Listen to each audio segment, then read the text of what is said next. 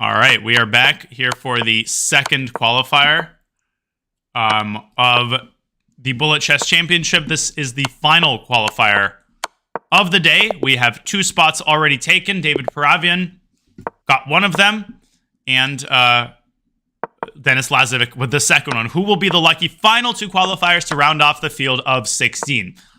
Well, that remains to be seen. Benjamin, David Paravian, he qualified. He doesn't care. He wants more bullet practice. Yeah, it's all about these players really, they either love bullet or they just want to have as much practice in as possible.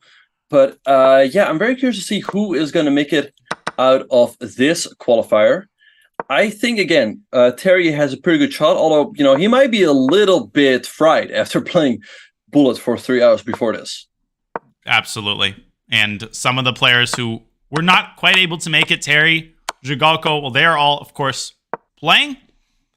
And Sergei Zhigalko, he also was a little bit tilted after that very disappointing loss to Terry. It was a back-and-forth match. Rookie 6 there? Oh, we're a mate! Oh! But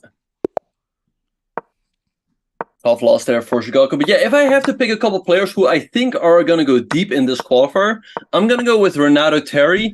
I'm going to go with Rauf Mamedov and Sergei Zhigalko. I think that there's a good chance that those will be the top 3 in this one. For sure, I agree, and we will see.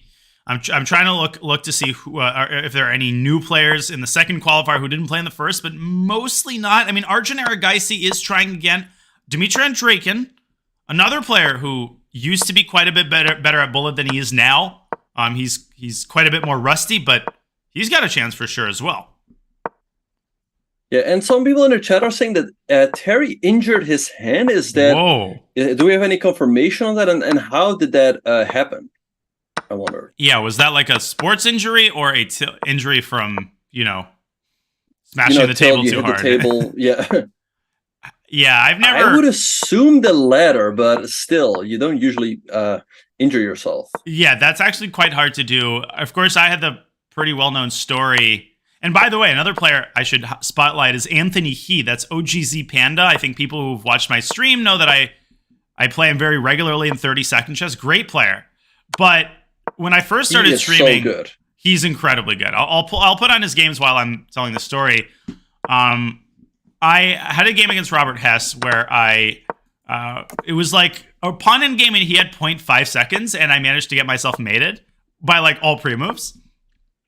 And I banged the table a couple times and it like hurt, but nothing happened. But then a rumor started spreading around and I think a lot of streamers didn't help because they would spread it around without thinking that I had fractured my hand in that incident. Mm-hmm. And when there was a party hosted in the Bay Area for streamers, I play C4 by the way. Everybody was asking how my hand is and why I'm like not wearing a cast and stuff. And I didn't even hurt my hand. I mean, there was nothing happened. It just like hurt very briefly. But it was a funny incident. Right. So you only broke your webcam, you didn't break your hand. Not even my webcam. I didn't even have a webcam when I did that thing against Hikaru. Right. In the meantime, my fellow Dutch guy, Thomas Beertsen, is winning a nice game against OG Panda. White avoided an immediate checkmate, but given the fact that Black is up a bit of time and has a crushing attack, there's no doubt that Black is going to win this one. Ooh, nice little simplification. Beertsen is so fast. It's honestly unreal how fast he is. He truly is. Panda playing on here, I feel like he should just hit the resign button. There's not a whole lot of point. I mean, 12 seconds is more than enough time, even for like the slowest players in the world to win this game, I would think. Yeah, literally. Lift the queen, put it on b7. Beertsen is a machine. Obviously, Hikaru has won all of his games. Jospam is also playing. Man, like you're saying, some people really like bullet. Yeah, can you explain, like, what is it? So I guess if you're really good at bullet, you enjoy it because you just keep winning. Is that it? I don't understand it at all. I mean, it's an hour-long arena. It's not like, it's not like a bullet brawl where you've got a massive supply of different new players. I mean, I really don't understand it. You can get practice in the regular pool as well. Speaking of practice, OGZ Panda, he's well practiced winning the exchange there. And I'm banking on him to get a top 8 finish. I think he's got every chance of doing that. I think he's got a pretty good shot at doing it. Oh, Yeah, he blundered his rook! He hung his rook, and now black is a little bit better with a potential outside passer on the king side. And bishop e6, can you trade the bishops there, or is the pawn game just lost? And he lost another pawn? Too. I guess I'm eating my words now. All right, so I think black should take this game. I mean, 28 seconds should be enough. Oh, wait, what happened there? He just hung the g5 pawn. Now it's white's game. The g5 pawn. Bishop g6 or bishop e2. King e4, wait. Bishop g8 and king d3. Objectively, a draw maybe? King d2. Actually, c1. Anybody's game. I mean, black could win this under the right circumstances if you take b2. Oh, you take b2 and... Black is going to win this. No, but white's up on time. But white's up 8 seconds. Oh, sorry, white's up on time. My bad, yeah. Yeah. I misunderstood. Yeah, but still, not easy to avoid, a queen trade or a perpetual. Can Panda do it? Don't fast. Avoid the don't allow the check. C4. Panda is playing with fire. Oh! And there goes the queen, but is it gonna be enough? It's yes it is. Wait, that went so fast. It was lagging a little bit on my end. But I saw that he did get the ladder checkmate in. With 0.2 seconds left, he did indeed. And I will be projecting the standings after, let's say, 30 minutes has passed. For now, I think we will stay with a big board view. Who else do we have that deserves a spotlight? Maybe Arjun and Hikaru, who is now on a 4-game streak. Let's check it out. So Arjun playing with white pieces against a CM, a good pairing, if you're in the running for a qualification spot. Arjun having a slight edge here. I don't know about trading up the bishops. It gives black the d4 square potentially. But Arjun, I mean, if you're playing against a 2100, you just want to win as quickly as possible. Exactly. But the problem is sometimes, they can play very well. And when you rush your moves, it often has the opposite effect. And then you have to spend time winning some endgame. But this one's over. Takes an e5. Yeah, take an e5. Yep, and you win a 9 on f6. Here you kind of hope that your opponent will just resign. He doesn't. He had ef pre-moved while he couldn't. Okay, 94 picks up the rook as well. But, here black can argue that, I've got some pawns on the... He had e5, by the way, and bishop c4. Oh, nice. Okay, good resignation for black. Right, so it's pretty interesting if we look at the standings. Hikaru is already qualified. Mm-hmm. Penguin is already qualified. Jocelyn is already qualified. So if you come in 11th place, you might make it into the knockouts. Absolutely. I am going to project standings here. Mm-hmm. And perhaps, maybe Paravian can make a comeback in this tournament as well. But yeah, I'd say out of this field, I mean, there's still 51 minutes on the clock. Maybe Arjun can make a push. But I'd say, Terry, he's probably going to end up there again, Zhigalko. And I think they are definitely deserving of a spot in the main event. For sure. We often see the same players kind of gravitating toward the top here. Andrew Tang down in exchange against Arjun and Hikaru, who is playing this very, very well, knight to e5. But Andrew, he is so tricky. And we talked about this off stream during the break. Andrew is the kind of player who delivers when it matters. Like in Bullet Chess Championships, he steps up his game almost all the time. For sure, yeah. I mean, I feel like he's not really playing to his full strength just yet, but I've seen him playing the Bullet Chess Championship against yourself, against Hikaru. It was a very closely contested final. Mm-hmm. So he is going to bring his A-game to the main event. Last year, I had a crazy run at the BCC, but Andrew was the guy who ultimately ended my run. It was a double elimination. I lost to Naka, and then I lost to Andrew in a blowout. But he was just divine. He was playing superbly. Right, and it's coming down to a time scramble here. I mean, we know how strong Tang is in time scrambles. Is he going to take this one against Arjun and Hikaru, who is up in exchange? And he sacks the exchange back, but he does that in order to win the rook on c1. And a big win there for Arjun, who's currently in first place. It's still way too early to, call anything, but a good start for sure. Some people in the chat, sorry, I did not open that game up deliberately. There are rumors that Magnus is playing in the BCC qualifier. Wait, what? I don't He see is. him. He is. I just saw him. Oh my God, Magnus is playing. Wait, how many points does he have? Like, He's got 13. He joined late, but he's already on 4 out of 4. I mean, chess players really love chess. What can I say? And they just want to play.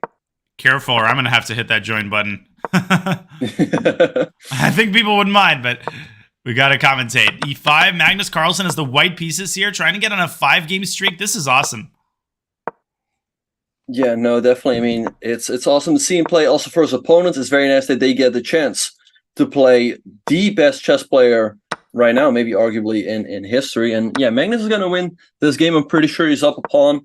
He's got pretty dominant control over the center as well. And look at these bishops. The level that he's displayed in Bullet over the last couple of months has been breathtaking. Honestly, the speed and the accuracy. It's like he's honestly at the peak of his Bullet and Blitz prowess, I think. For sure, yeah. And I think Hikaru was saying, Hikaru found it interesting that Magnus right now is probably playing his best Blitz chess he's ever played. Yeah. And Hikaru right now is probably playing his best classical chess he's ever played. Which is very interesting. Yeah, the arc of their chess careers has diverged quite a bit. You know, Magnus's classical performances have been still very good, but obviously not quite what they were 5-7 years ago. And it's vice versa for Hikaru, who's playing amazing classical chess, arguably the best of anybody in the last year. But in Blitz, he's had a couple of unstable events, and he's still dominant, but not quite as much as we're used to him being. Yeah, no, for sure. I mean, he's definitely still one of the best players on the website, but he's not as dominantly over 3,200 anymore. Like, sometimes he drops under. I think yesterday I saw him at like 31.15, so... Oh, wait, what happened? Look who's playing? Magnus against Hikaru. Sorry to cut you off. Oh, wow. What? You gotta watch this one. I was actually watching this. I was watching this game. I was like, oh, Hikaru playing another modern, but turned out that it was against Magnus. Pretty symmetrical position so far. Slight edge for Magnus here with the 2 bishops. Yep. And now the knight is nowhere. Good to go. It has to go to e4, rook d7. There was knight c5, so he trades. And rook d8 is a huge threat. Unpleasant endgame for black. Rook a7, maybe? For sure. He put in his game doesn't count. Oh! What was that? Ooh, that's a big... I mean, I think the only explanation I have that he wanted to move the king, but accidentally had already touched the pawn, so the pawn went to f3. Oh my God, and Hikaru picks up a gift there. I think that was their first meeting, but definitely not their last, even in this arena, I think. Yeah. And it's going to be interesting, I mean, that game didn't count for anything, but, with the Bullet Chess Championship coming up, I feel like it gives the winner of that game a bit of confidence, for the championship. Yeah, Hikaru Magnus match in the Bullet Chess Championship would be incredibly hype and is not entirely unlikely. No, for sure. I mean, especially given the fact that it's a double elimination. And I guess they are seeded number 1 and number 2, so I think they will have a good chance of meeting very late in the tournament. Yeah, for sure.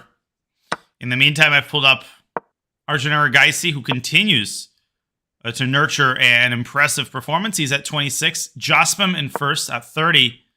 There's got to be a knockout blow here for Arjun. Or did you say? Right, but I like the fact that he did not think about it too long. He just takes the pawn, keeps up the pace. Now there's bishop to e3 and bishop to c5, knight c6, a good move as well. And then I take with the bishop. Exactly. But Arjun getting the pairings he needs. I mean, he's playing at 2,600. Of course, a good player, but Arjun is a big favorite here, of course. He is most certainly a big favorite. E4 locks up the knight. B4, B5. Yeah, this is starting to look indefensible for black as the pawn rumbles forward all the way. Wait a second. E5, F, E. And then king can hide. Oh, bishop. Okay. Whoa! Oh, takes c6? That is objectively a draw. But can you flag black here? I mean, you go g4. Yes, you should be able to. Back there, or? You should be able to by keeping your pawns alive. Uh-oh. I don't know what he just did there, walking the pawn, but I think it gives him better flagging chances. Okay, promote now or king g5. This is, I think objectively, this, I don't know. No, he's gonna flag black. He should be able to flag him. Just make a couple of moves like go king f4, king e3. As long as you avoid repetition, you're good. Okay, now it's actually winning on the board because you stop the pawn. Yeah, take b4. No. All right, so Arjun gets another win. And looking at the standings, we also have Federico Perez pawn. What's his name? Federico Perez Ponsa. Yeah. In third place, also a bullet veteran. Yeah, let's take a look at his games. This is Genghis K. Where is he? Genghis K. There he is. He's an 8.5 out of 11. He's got black against Captain Casanova, international master from Norway, I think. We will watch more Magnus games soon. Oh, did he have knight e4 there? You cannot take the pawn because that hangs your queen, and if you take the rook, that hangs the rook on a1. So there was a missed opportunity there, but I still love his position. Yeah, he's dominating here on both sides of the board materially, and a4 is a thematic move, just breaking apart the pawn chain. And knight e4 now, maybe hopping the knight in the middle of the board, and you have rook b3, winning another pawn. This should be win, and there he goes. Okay. In the meantime, it automatically pulled up this game. Let's maybe let's take one more look at Magnus, who is at 7 out of 8. So the only game he's lost has been to Hikaru Nakamura. He's playing Andrew Tang now. 33-20 is Magnus's bullet rating. Pretty crazy. Yeah, Andrew Tang, another bullet veteran. I know they've played lots of bullet matches online. Magnus having a slight edge here also on the clock. He goes knight c3, but the endgame is a little bit more pleasant for Tang after everything takes on c5. Yeah, but it was Magnus playing an endgame, so you just know how it's going to go. Right, but white has the pass a pawn. He goes g5, g4. Rook f5. Interesting strategy. Rook f5. E4? King e4 takes. You have a check. And you might get a repetition of moves here, but Magnus goes for the pawn endgame. Wait, g4? G4? He's losing. g5? a4. Just you lose the h-pawn. Oh my gosh, he missed g5. But this is a win for just a4. a4 and king e4, it's over. Carlson Tang loses should end. And Magnus giving Tang the respect there. He's like, okay, you have 12 seconds, but I know you're going to make it because he's the fastest player on the planet. Incredible. You do not see that like ever. I jinxed him, obviously. Magnus in another endgame here. Finding his groove still. I'm pretty sure we said Andrew Tang, right? We didn't say Andrew Tate. No, we definitely said Andrew Tang. Tang, yeah. Yeah. We definitely did. People always say that. Every time. It's like, no matter how clearly you enunciate it, it's always like, oh, did I hear Andrew Tate? Anyway, we see Magnus crossing here. Opponent sacrificed the full rook. Wait, 92. Oh, very nice. Yeah, and now f5, and you win back to piece. Very pretty. Very pretty, because if knight takes c5, rook takes c1 is check. Okay, second place right now is Elsa 2913. Let's have a look at his game. I haven't seen much from... wait, Elsa's waiting for a game right now. Who is that, actually? It's Leon Levajic from Croatia. I don't really know him as a bullet player, but he seems to be doing well in this event, and he's just got another game against Dimitri Andreikin. Yeah, he's a very decent bullet player. He's pretty fast in time scrambles. I've played him fair share number of times. Okay, we got a bunch of trades here. Very weird position. I think slightly easier for white to maneuver, given the fact that a lot of black pawns are on light squares, blocking in his bishop on b7. G4, nice move by Andreikin. And Danya, I thought at Andreikin he was one of the best bullet players, online, but recently not as much. Do you feel like he's declined a little bit, or have other players just stepped up their game? I think both has a role to play. He definitely has declined a ton. Like in the days of the Internet Chess Club, as I was saying at the start of the broadcast, he was consistently top 5 bullet players on the site. He was a ridiculously fast pre-mover. I think those skills, they atrophy pretty quickly if you're not putting them to use constantly. So he's still amazing. He still does well in bullet tournaments, but he's not quite as scary, particularly in like low time situations like he used to be. Yeah, no, for sure. I mean, I guess he's just a little bit more focused on longer time controls. He's really stepped up his game in classical chess, and here we see him winning his game against Leon. We do indeed. We have Elsa against Chess Lover 0108. That's Mohamed Muradli, I think. Okay, we can also look at Nakamura. We can look at Jose. Who catches your eye? Shimanov has crept up to ninth place, technically.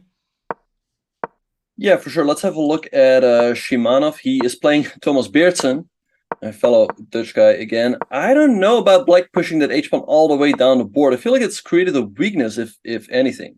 What H-pawn? Yeah, that one is going to be gone really soon. Knight f5. Oh, knight g7. And you pick up an exchange. And I don't see a reason not to pick up h3. I guess he doesn't want to open up the h-file. Beertsen is so good at creating counterplay. You can see him just sniff it out, but he's just getting crushed on all sides here. Yeah, e5, nice move, and e6 by Shima, and that's game. I think a good time to resign for Thomas. Even e7 was winning. No threats. All right, Thomas is going to try, but I think it's safe to say this one's over, especially after he loses his bishop. Yeah, I think now, I mean, after you lose the bishop, it's a good time. Okay, queen c7, and that's checkmate. Now he's going to resign. There we have it. Yeah. I mean, I think on one hand in Bullet, there's this rule that says, never resign. On the other hand, this is an arena. So you do have to pick your spots as to where you're going to fight it out till the bitter end. Plus, it really depends on the position. Some positions are like dead loss, but you still have that one stalemate trick. If you don't see even a single trick, then there's no reason to prolong the game. And Beertsen getting crushed. Oh! He blundered Scholar's Mate. Wake up, Susie. Wow. Damn, that was perhaps a little bit of tilt. David Paravian, I see him right there. He's in 10th place. Like we said earlier, he's just playing for practice right now, given the fact that he's already qualified. And he's playing Rasmus Fane, a strong grandmaster from Germany, who is a good Boodle player, but I wouldn't say he is at the same tier as some of these other guys we've seen so far. No, definitely not. He struggles with little time. He's also playing very passively this game. That knight is getting chased around, pushed around, back to g2. Now the h-file attack might get decisive. Queen h5. And the king can't even run because you lose the knight.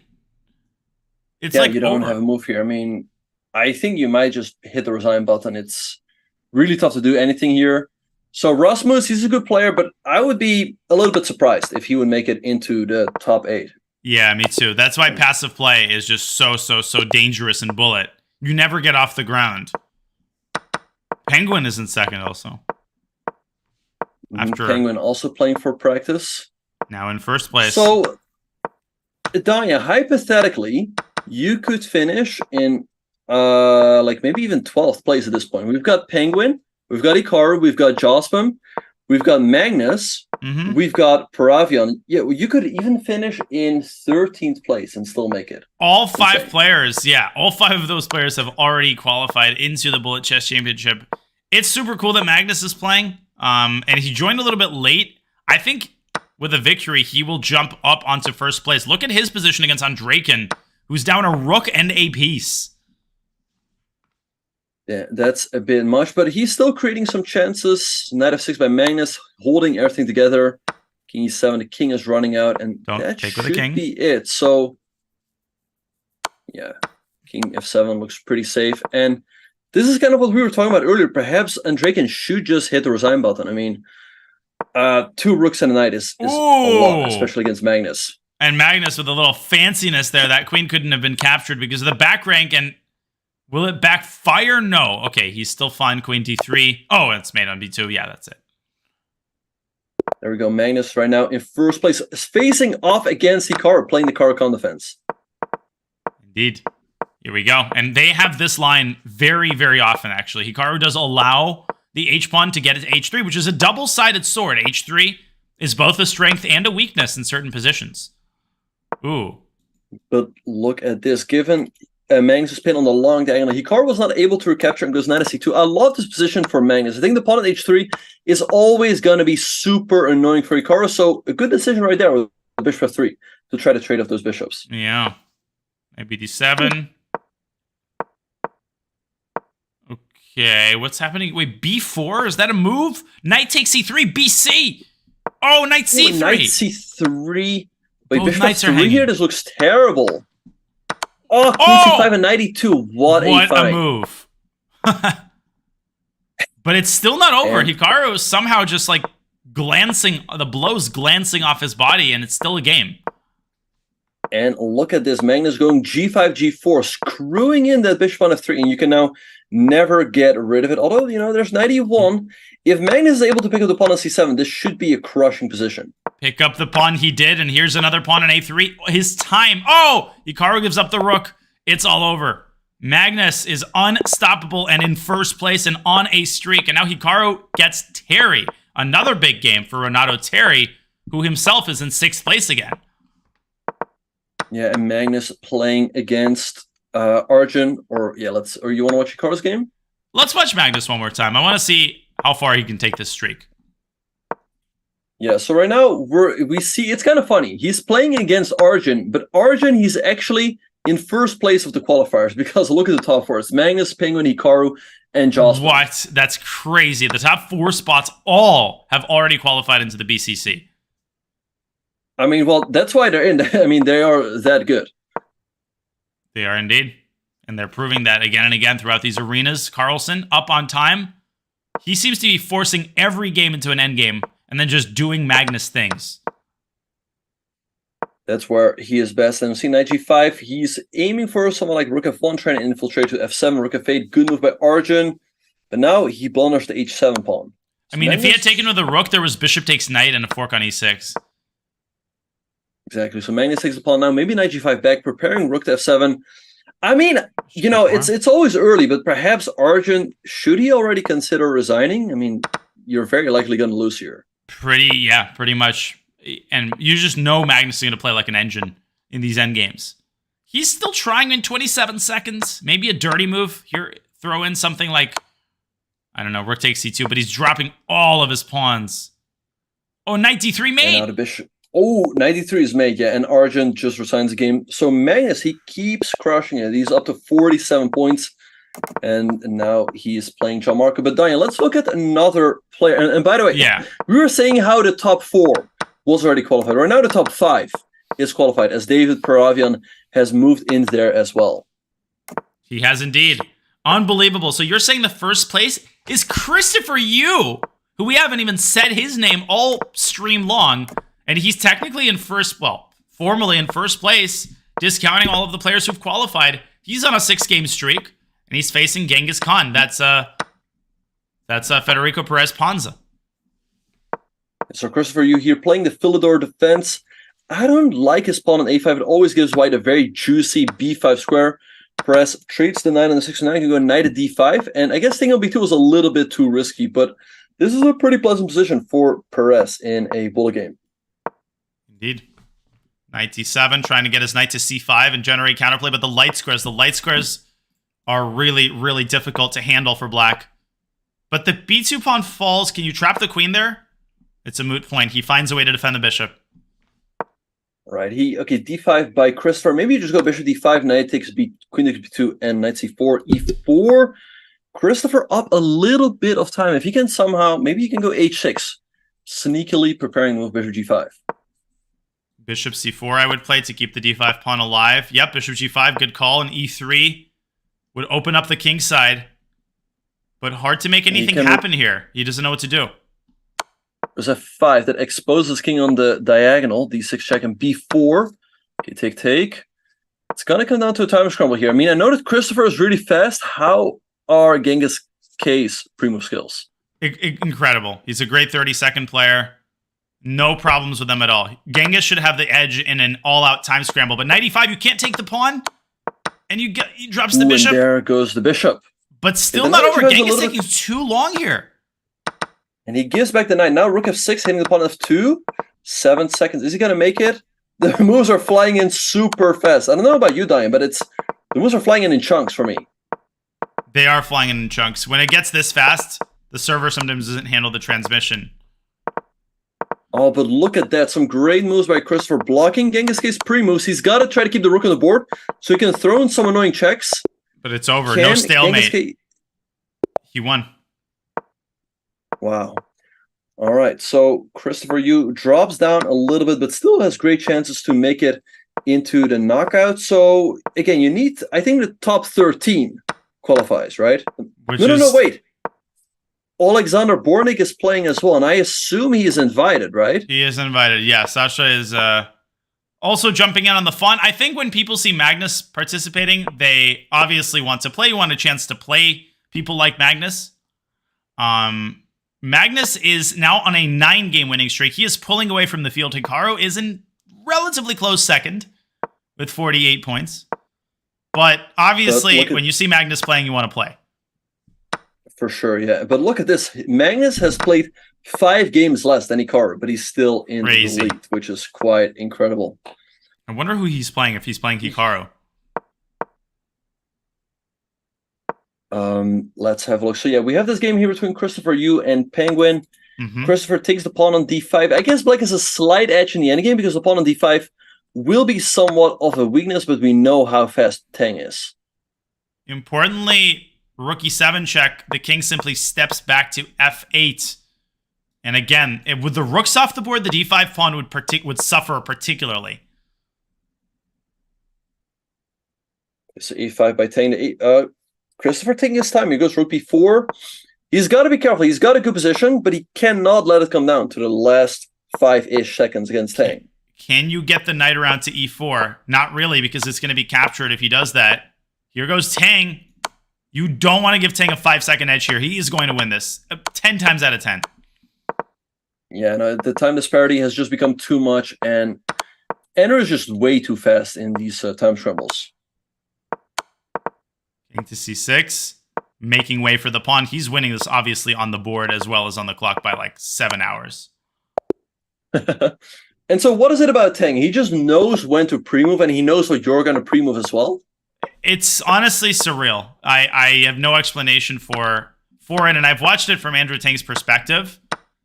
It's almost like some of the end games that he's been able to win with 1 or 2 seconds are unbelievable. His reaction time, his speed is really second to none in this world, I think. Magnus playing Hikaru again, by the way. Well, let's check in on that one. Magnus on a 10-game streak. Looking pretty even. Magnus has the bishop, but I like Hikaru's position. The pawn c3 is a little bit weak. Oh. And he's got... e5 maybe? Generate some activity and then slide the queen over to c2. He's trying to cook the king here with h5, c4. Another endgame. Yeah, f6, nice move by Hikaru, stopping the center. Pawns from moving up. Now he's hanging the pawn at e4. Hikaru does not take it, though. He's going for a blockade with the knight moving to d6. And now maybe queen c6 was an idea. Oh, he's just going to push the f pawn. He's going to try to get e5 in. Queen e2. He goes for queen e3 and queen d4, preparing e5, but Hikaru stops it, offering a queen trade right now. I feel like Hikaru should have this game. He's up 6 seconds on the clock. Yes. Magnus' king is also a little bit exposed, but the center pawns are rolling. On the other hand, there's a mate threat with queen g6. Oh, Magnus trying to hold on here. He's got d6 coming. He's now winning on the board. Oh, it's mate. And his king is completely safe. It's mate. But Hikaru doesn't have a move here. Oh, what did he do? He mouse slipped. No, what you saw what Magnus did there? He mouse slipped. He could have taken the knight. Wow, and Hikaru wins on time. What a shock. I mean, Magnus had it in the back. Had he taken that knight, he could have gotten all the right pre-moves in, but Hikaru takes that one, and I'm sure that must feel good as we are gearing up for the main event. Hikaru, the beneficiary of quite a few very uncharacteristic Magnus blunders in the 2 games that he's won. But that's just what Hikaru does. He prolongs the game. He makes you find moves, and he makes you nervous. So likely the top spot in the arena is going to be between those 2 bullet masters. Of course, we are not dealing with... That's not the most important thing. It's who qualifies and who makes the top 8. Okay, who else do we have? We've got Panda now in quote-unquote first place. Let's check him out again. He's playing none other than Hikaru. I like Hikaru's position. He's got his typical modern type of game with a knight on d6, nicely blockading, and a queen coming to g5. Hikaru's going to win this game. Although, wait... Panda creating some. I think nice he is, counterplay though, here. because those pawns are going to be dreadfully weak, and they're going to be easily attacked by Black's pieces. F4 is coming in for H4. B4. What is Panda doing? B4, yeah. Can't Now miss stuff the like pawn on that. D5 is dropping, and you're losing the pawn on E6 as well. Yep. H4 maybe, just keep all the extra pawns. Okay, it's not even hanging. But looking at the standings, it's going to be pretty close. I mean, Dimitri and Draken has a good chance.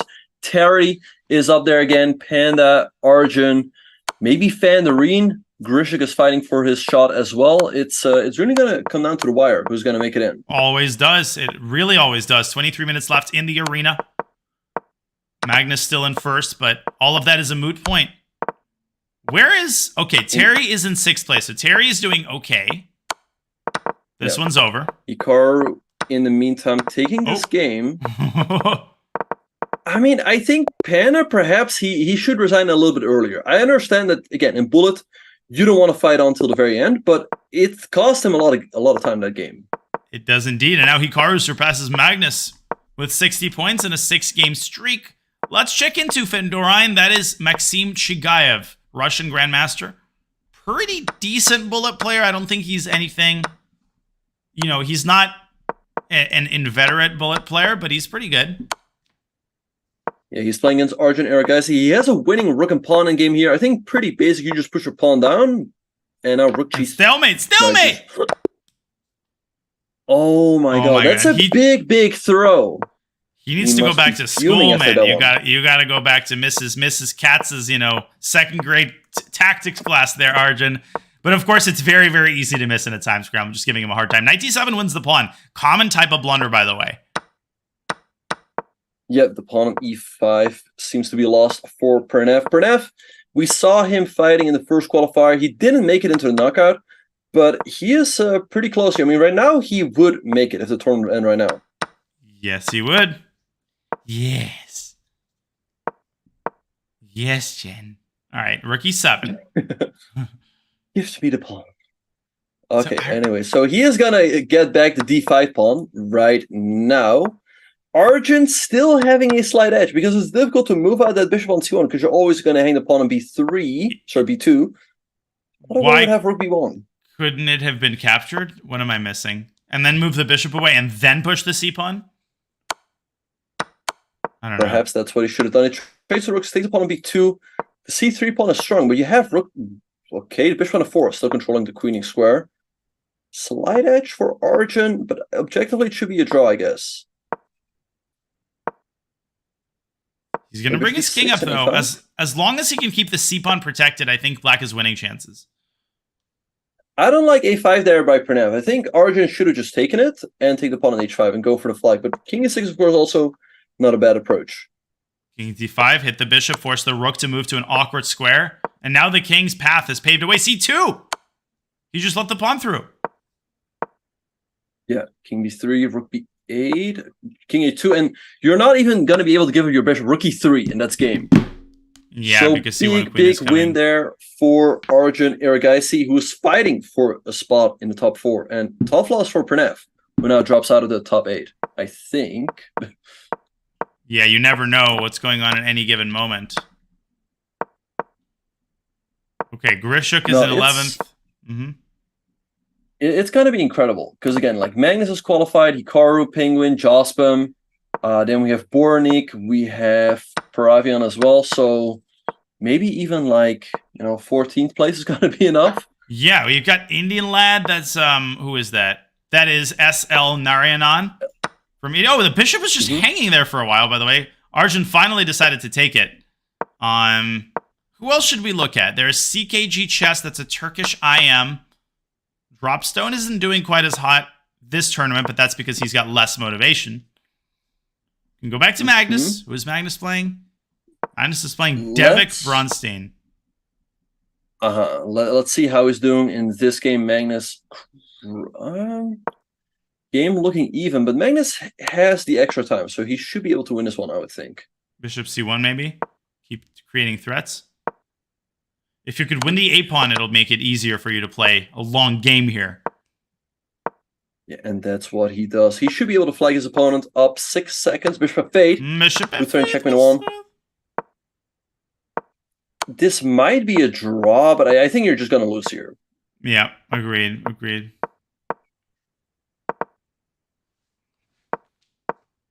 F4 though. Oh, he allowed F4. F4.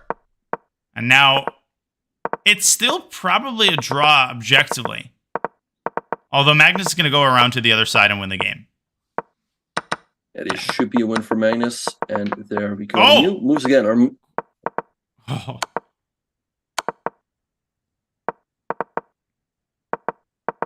The moves again are flying in chunks, but this one is a pretty basic winning endgame for Magnus, who wins his game.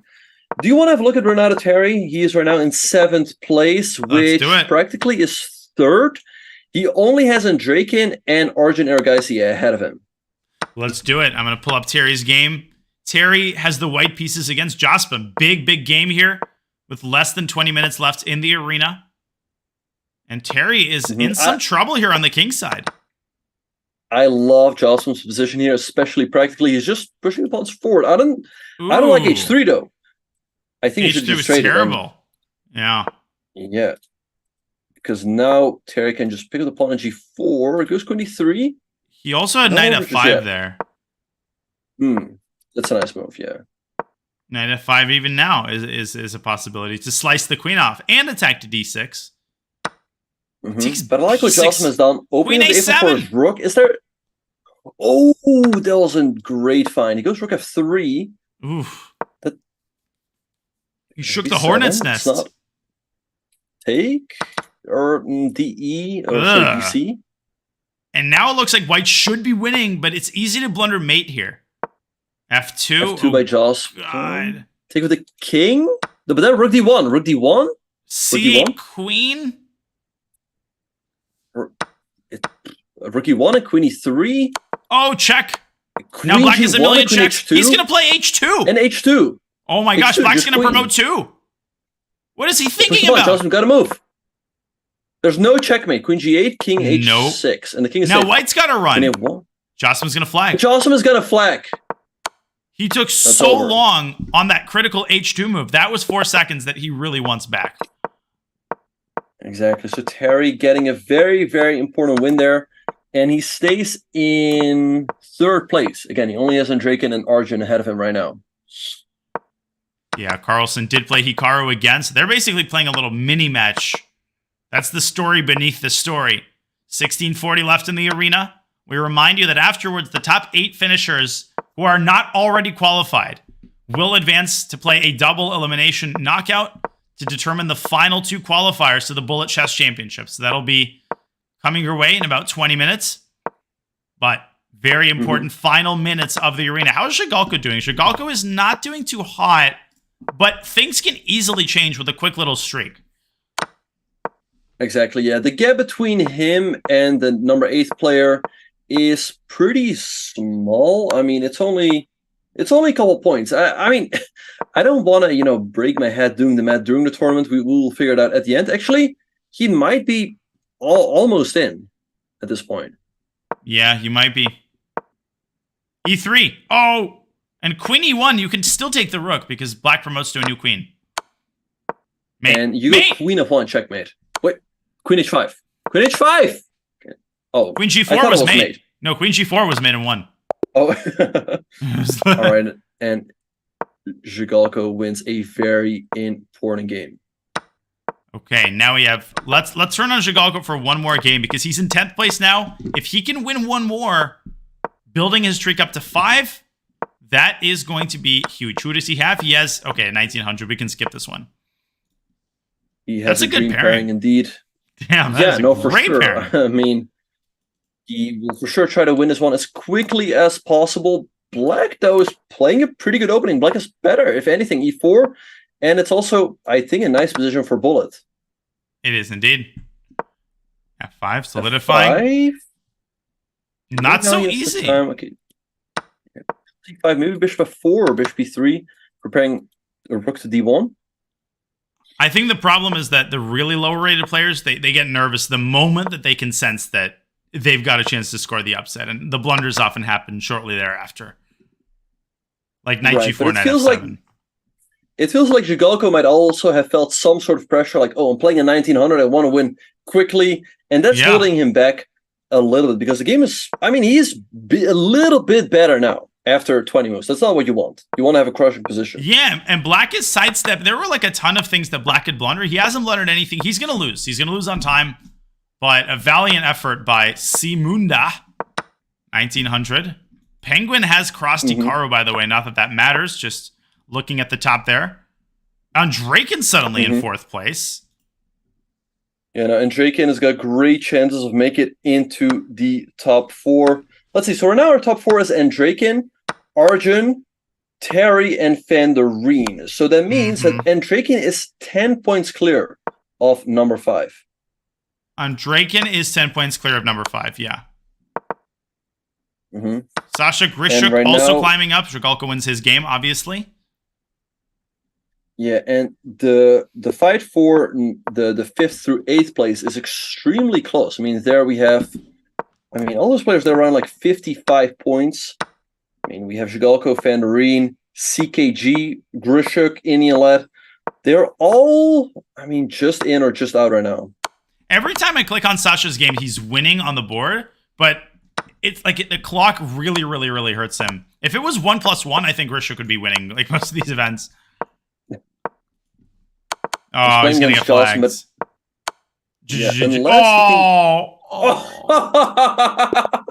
It's the best move. It's the only move to stave off mate.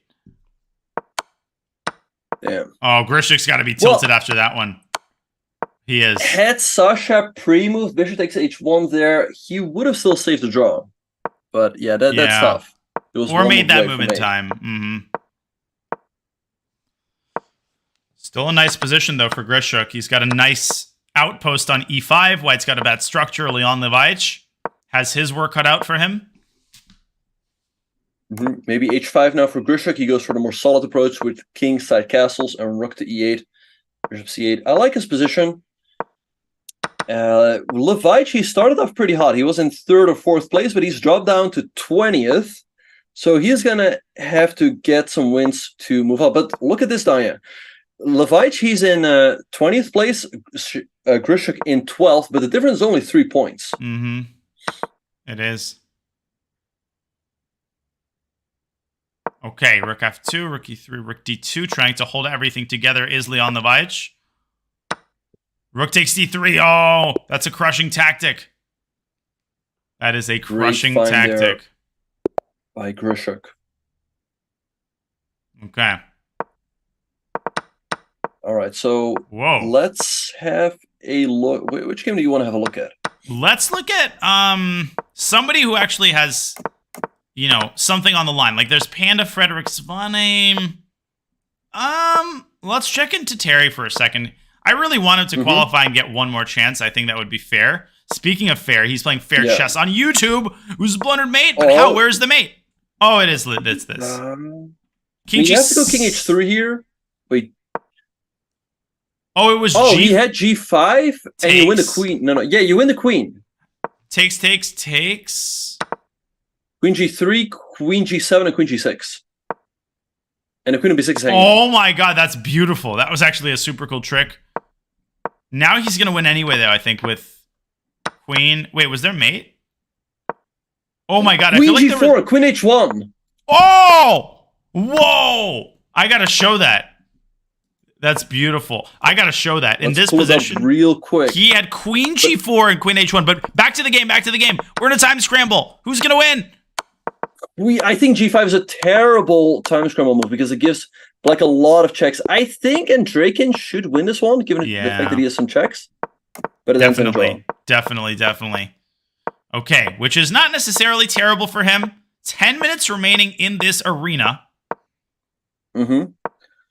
Yeah, so often in arenas, the difference between a loss and a draw is not that big, but in this arena, you're playing against a lot of your opponents. So there is actually quite a significant difference.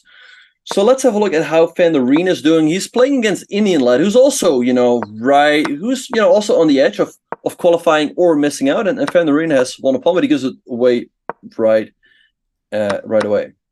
Okay, so pretty symmetrical material here, but not a symmetrical position. Black has a big pawn wedge in the center. 95 knight f3 is a devastating idea. White has one empty check. I think it's over. He just resigned. Yeah, he resigned. So Van der Rijn, tough loss for him, and a great win for Jigalko. And look at this, Van der Rijn, he loses a game and gets paired with Hikaru. With Black, no less. And yeah, this is a dangerous spot. I mean, he's just lost the game. He could easily fall out of contention here. Ugh. That's a dangerous move to play against Hikaru. But he's trying to open things up, go for the win. I like it. Bishop b4 check, maybe? The king of 2. e5, what a move. Wow. King g3. King g3 by Hikaru. Classic idea in this position, actually. I think Black is a great position, practically. I mean, it's going to be difficult to play. Wait, maybe we had bishop f5? No, I don't think this was the way to go. But still, the king is kind of exposed. d3. Oh, he's taking h6. I don't like knight a5. Knight a5 helped the queen. Queen h6, but then king g1. King g1. And the queen is hanging. Oh my gosh. Queen g7. Gotta move. Bishop d4 check. Okay, knight f5. He's getting some pieces off. Rook takes Hikaru f4. down on the clock, and he has a tough position. Oh, great find. Now you can trade queens. Checkmate on 1. Should be winning for Black. Yeah. Oh, queen e4, rook h4 is coming. This should be winning for Van der Rijn. Exactly. He's got to lose his queen, and he's going to resign. Take. Dang. Oh, white check. That was a terrible move. Oh, but now queen c 93. Wait. Knight f5. Knight f5. Oh my gosh. If he didn't have that at the end, it was actually unclear. Hikaru loses. And a big win for Van der Rijn, who moves to 14th place, which still is putting him in contention. He loses. He gets frickin' Hikaru with Black and crushes him. That's just the way arenas work. You never know how you're going to do any individual game. Okay, let's spotlight somebody else. We've got Sergei Jigalko, who has climbed up to 9th place and has a pretty good pairing here if he can win it. For sure, yeah. He's got his Evans Gambit on the board. He also has a pretty nice repertoire for bullet chess. He tries to get an attacking game as quickly as possible, but Black is holding his own right now. But not for long, I think, without pawn failings. F5 is coming. Yeah, F5 or just like rook e3, try to lift the rook up. Don't know how I feel about g3, though. It always exposes your king. G3 is unnecessary, and he missed bishop takes e4, which actually attacks the rook on f1, which he sacrifices, banking on all of the tactics to confuse his opponent. 6, e7 maybe? Or and bishop queen, g6. king get the queen over somehow. I think he's going to go, Bishop c4 somehow. Black has to evacuate his bishop from there. Bishop h3 makes sense. Right, maybe queen e2. Queen h5 mate! He blooded queen h5 mate and queen h7. Woo! Huge win for Jigalko. Important win there for Jigalko. Yeah. All right, so at this point, given the fact that the top 5 has already qualified, Arjun would be in, Genghis K, Fair Chess, and Jigalko. Yeah, Jigalko's playing Cristobal Enriquez, who is outside the range of qualification right now. Who else do we have here that we want to look at? We have Van der Rijn. We can look at this game. I mean, it's going to be pretty important for the fight for the top 4. Like you said, Cristobal, he's just out right now, but if he wins this game, that would be a big step towards the top 4, and he's up a pawn. Absolutely. Okay, so we have a good position here for white. Pieces coordinated in the center. Small time advantage. Rook a f1 from Viagra, I think. Drops his bishop back instead. Okay, bishop g3. Out of 6, they trade off the knights. White definitely better here, but it's not going to be easy to convert. Bishop d4 is not a threat. Queen f5. Bishop e7, though. But where do you go with the bishop now? Or queen? Tough position for black. Queen e8, queen d5. That's a big pawn, and bishop e5 maybe. And queen takes b7. Another pawn is lost by black. He's now down to 2 pawns. He's completely lost. Is Jigalko? Can he pull out a miracle? Rook f8. Still trying. Rook f8. It's not over. Queen g4. Trade the rooks, or rook a8. Keep it on the board. Yeah, G6 maybe for white coming next. Dead lost. He can resign this. And try to get another game. Taking way too much time. Yeah, just resign. Queen of 5 or Queen of 3? Queen of 7? Queen of 7? Queen of 7 is easy. Not sure why Sergey's playing this. This is golden minutes. Seconds. He lost. Bless you. Thank you. So, yeah, Cristobal wins that game. I don't know if he moves into the top 4 or not, but it's a very important one. He did. So, he passed Zhigalko. Oh! Look at what Enjal is doing. That guy is on tilt. Oh, what the... Yeah. Yeah, that is tilt in its purest form. In like its most distilled form. Yeah. Do you want to look at Indian Lad, who is currently in 10th place? Perhaps he can make it in as well. And he just won a game to move up to 8th spot. Let's look at his next game. That is going to be a decisive one. He just started. He's got a nice pairing against R3. He's playing the King's Indian. Needs a quick win. He wants to get a win as quickly as possible. Do you like the King's Indian as a bullet weapon in a must-win situation? I usually don't play the King's Indian. I kind of stick to my guns, but I guess it definitely has its merits. And there we go, now B3. If only you had released a course on your own opening. Wouldn't that have been nice? Oh, wait a second. Exactly. Yeah. All right. So looking at the standings, we only have 3 more minutes on the clock, so it's looking pretty good for Andrekin. Although he is far from secure, because there's a lot of people who are now too far behind, but I think he should make it in. But then it's Zhigalko. He's kind of outside of the bubble right now of the top 4. Which place qualifies? Let's count really quickly. Magnus, Penguin, Bortnik, Jospam is 4. And 5 through 9 is top 4. And then 10 through 13 is the top 8. Is the bottom. Okay, so 13th spot is currently... Whoa! Indian Lad, what are you doing? What on earth was that all about? He's... Wow. What? That could be a costly throw, but he resigns just in time just to get another game. He plays against Jocelyn. Yeah, but still, that was a chance for him to build up a streak. So Indian Lad right now in 8th place. He should be good. Zhigalko. Oh, Terry is actually dropping. Now in 12th place. He's got to win this one quickly. Wait. Let's look at Terry. I think he really deserves a shot to make it to the main event. He's got a good pairing. Against a 2380, he's chipping away at his king side. He's got the position he needs. I think he's going to win with the knight coming to 4. But it's looking tough. He's on a streak, though, so this win will give him 4 points. He's definitely going to win. He's got plenty of time. He's probably even got enough time to play a complete game after this. So 2 more wins would secure qualification for him.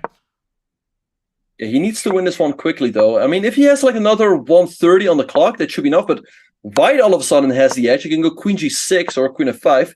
Terry has to be careful to win this game in the first place. Exactly. 125 left. Alexander Bortnik, actually, is very close to pass. And Penguin have gone first place. This is crazy at the top. But right now we're watching Terry. He still hasn't won. This isn't a given at all. Oh. No, and I think if he wins this game, there will not be enough time left to win another game. Might be able to pull out a draw if his opponent is gracious enough. Right.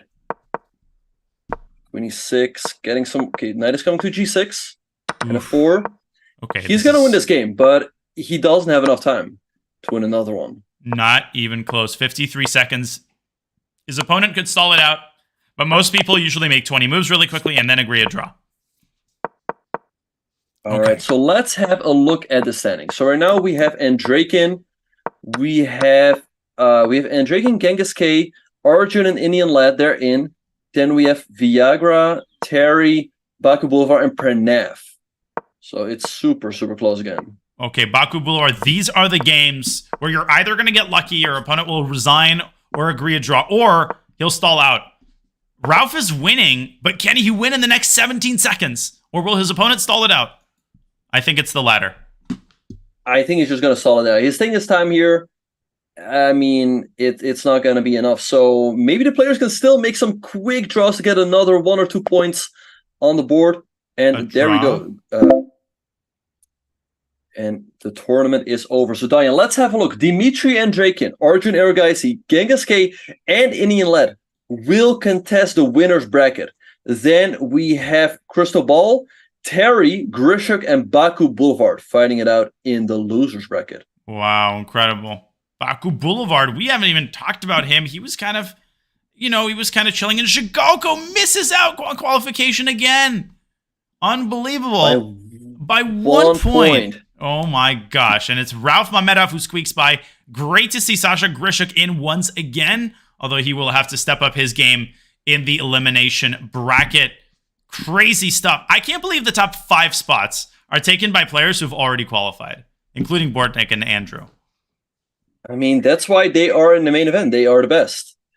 But yeah, tough loss for Zhigalko. I think it was that game against Crystal Ball. I think he should have resigned a little bit earlier. He was down 2 pawns, a passive position, no moves to be made. And had he taken a draw there a little bit earlier, he would have made it in. And also this, Danya, Rauf Mamedov in the final game offered a quick draw, and that 1 point proved to be very important as he makes it in. Absolutely. You don't know if his tiebreakers, I think they were probably worse because Zhigalko was leading, was ahead of him for most of the tournament. That just shows how important it is to be aware of the match clock, the arena clock at all times. And they're going to have to be aware of the 15-minute clock because that is the order of the day. 15-minute elimination matches are coming up to determine the final 2 qualifying spots for the Bullet Chess Championship. Folk, we are going to get the players set up as per usual. We will be offline on our Be Right Back screen for a couple of minutes. Don't go anywhere. You will not want to miss the action that's coming up. And we will be back with more Bullet Chess Championship Qualifier in just a little bit.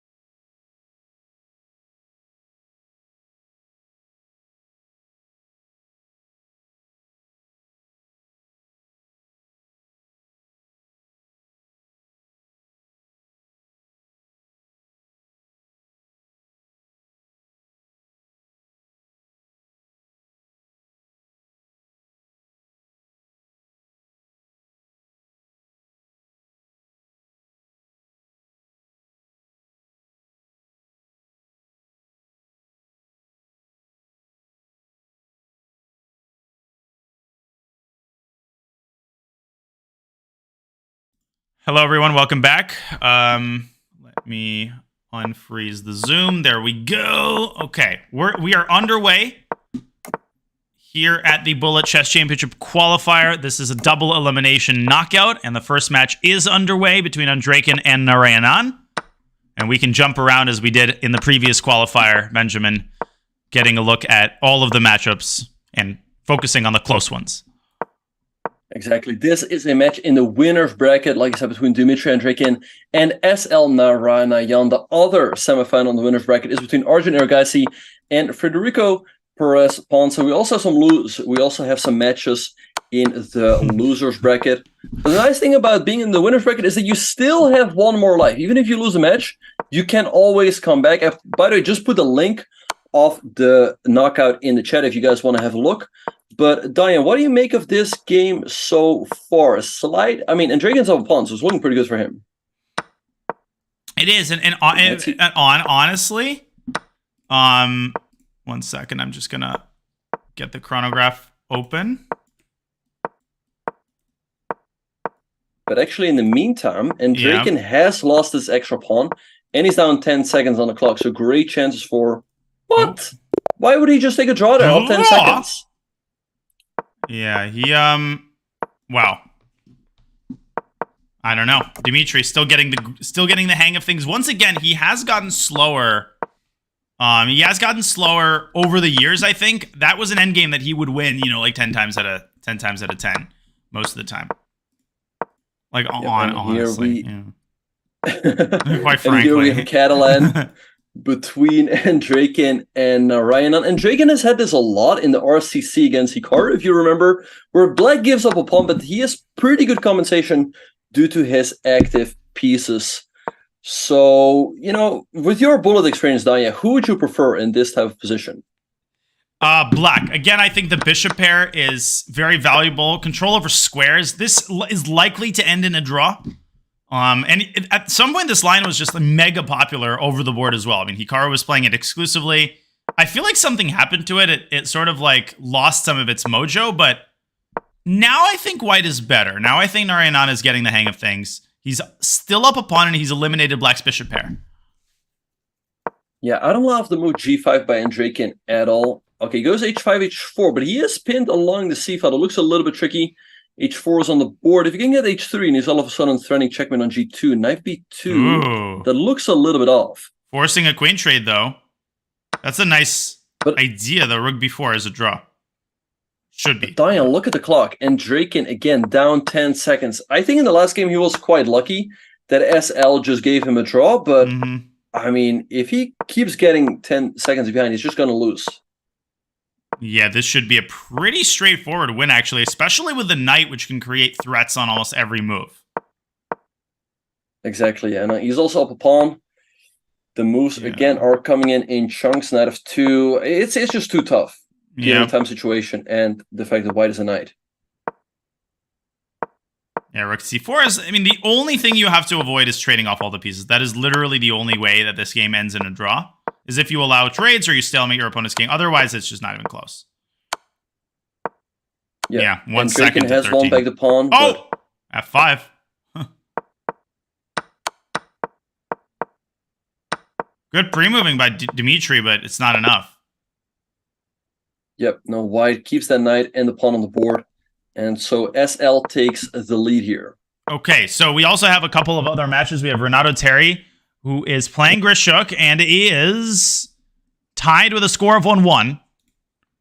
They are not rematch. Okay, they are rematching. There we go. Let's watch one game between Terry and Grishuk.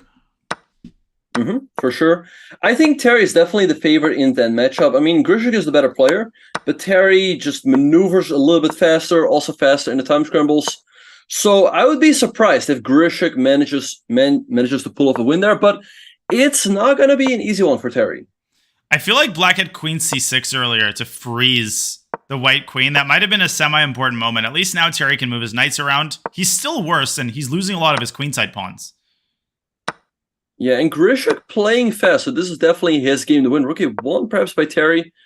Taking h4. Doesn't create any real counterplay, though, and the c3 pawn is also going to drop. And the b4 pawn drops instead. Still bad. c6 defending the d5 square. Ugh. Okay, Grishuk trading of one knight, queen c5. Everything looking pretty solid. Maybe rook d3, taking the knight.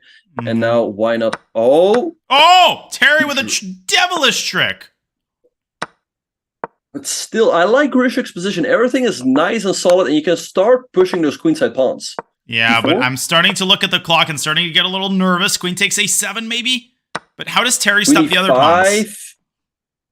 B3 was a little bit hasty by Grishuk. I think he should have taken the pawn on e5 first. He takes the pawn on e4. h4 is weak. Nah, Grishuk is going to take this game. Yeah. Hopefully. I mean... He deserves to take this game. He deserves. So hopefully, yeah. Because if he doesn't take this game, I mean, come on.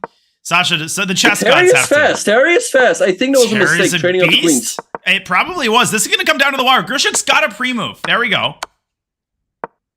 I think Terry's got this, but it's going to be close. Check. H2. Check. Terry's got this. Terry's going to start checking him laterally. Keep the rook on the board. White's winning. Make sure. Oh! He took the rook in time. It's going to be a draw. Wow.